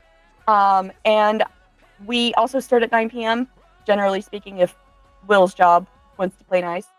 And what happened in this is potentially going to influence those players. you guys, so fun fact, you guys actually met the cult family of one of the main group tonight. Cult family? Yes. So That sounds evil. Drake was rescued from a cult in a compound in Texas. Oh. You met Kyle, Stacy, and now his newest little sister, who is supposed to replace him as the green head of Tiamat tonight. Well, that's neat. Interesting. You know, if you're ever playing a role-playing game like this, when you're on stream and you have your computer right here and you're trying to look up stuff, don't look at your web history right after the game. There's so many searches for like Xanax and. They Come on, didn't watch- freaking cookie you based on your character, did they? Huh? Did they cookie you based on your character? No. I'm gonna get all kinds of. Yep. Anyway, sorry The to hear sacrifices that. we make for games. Let's go over to the next Look, person. look, I'm sure my NSA agent is very confused by my search history. Hammer, what about you? Where can people find you? I'm the GM for the Hammer of the Gods podcast, so wherever you get your podcasts, on most social media at HamPod. I also write for Even Footing Games, so anywhere you can find them. I've been GMing for their podcast, running Monster Hearts for this season, so kind of all over the place. Yeah, Monster Hearts is great. I love that game so much. Thank you so much, sir. Sam, where can people find Markov & Co.? Well, other than on most social media platforms or on here on Wednesdays, I can also be found over on ADH Adventures on Tuesday evenings. Excellent. Thank you very, very much. Hype Goblin, where can people find you? Well, you can find my full schedule at hypegoblin.com. But on Sunday mornings, you can find me playing in a Pathfinder 2E campaign where the whole table has switched over from 5E to learn Pathfinder 2E. It's going very well, and we definitely haven't made any strange deals with any demons and or gods that are possibly trying to take over the world. On Sunday nights, you can find me running Apocalypse Keys over on Indoor Adventures channel. And you can find me on Thursday nights, GMing a 5e homebrew campaign, showcasing the best of the D&D community, which is the third-party publishing part of the community. There are a lot of really wonderful independent publishers out there, and we have been blessed to be partnering with some of them and also just showcasing a lot of things that we really love that we want to highlight outside of the source materials main publisher. So if you'd like to check that out, you can find me streaming that, or you can find it anywhere that podcasts are listened to, and also on my YouTube channel. And I'm also on all of the social medias doing silly little things with my silly little guys that I create for these games. And yeah, that's the same way we're going with all of our 5e stuff. We, the rules are out there, the basic rules are out there and free, ladies and gentlemen. There are thousands, well, hundreds of third-party publishers like Kobold Press and stuff like that. Kobold Press literally has 3 monster anthologies now. Yes, Toma Beast is up to Toma Beast 3, and Toma Beast 3 has been every major monster that has appeared in my level 1 to 4 portion of the campaign so far, and I am not quitting. Yep. I love that book. Yeah, Get it. It's good. They're amazing. There's a sword fighting crab. There's a sword fighting crab. Wait, legitimately? There's a sword fighting crab. Go get it. Go get the book. It is worth it. Everything in it is so great. Wow. Right. And Sakuna had to bail, unfortunately, but we're going to go ahead and continue through with this and go over to Troy Bushido. Where can people find you on the Mighty Weird Winds? Instagram, slowly taking back to TikToks, both at Troy Bushido. I do a little bit of video game streaming. I have just started a project where I want to do some tabletop streaming of my own, with an upcoming project of one shots and 3 to 5 part miniseries, as well as solos. That's my first big project is taking the solo RPG experiments and going into some solo storytelling. Find me at Troy Bushido with tabletop gaming, cosplay. I run the Heroes Forge podcast. It's a personal development podcast for millennial geeks and gamers and cosplayers to kind of just live life the best they can. So you go find me on Troy Bushido at any social media handle. Excellent. And of course, you can find all of Dinner and a Game's links in our link tree. Everyone's links are now in our chat right now. Remember, the best thing you can do for any content creator is give them a follow.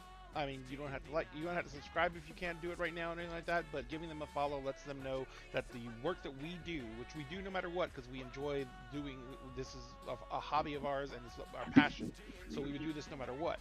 But hitting that follow button lets them know that someone else is appreciated, and that's the biggest serotonin boost any creator can get. Even one follow, trust me, it makes a difference.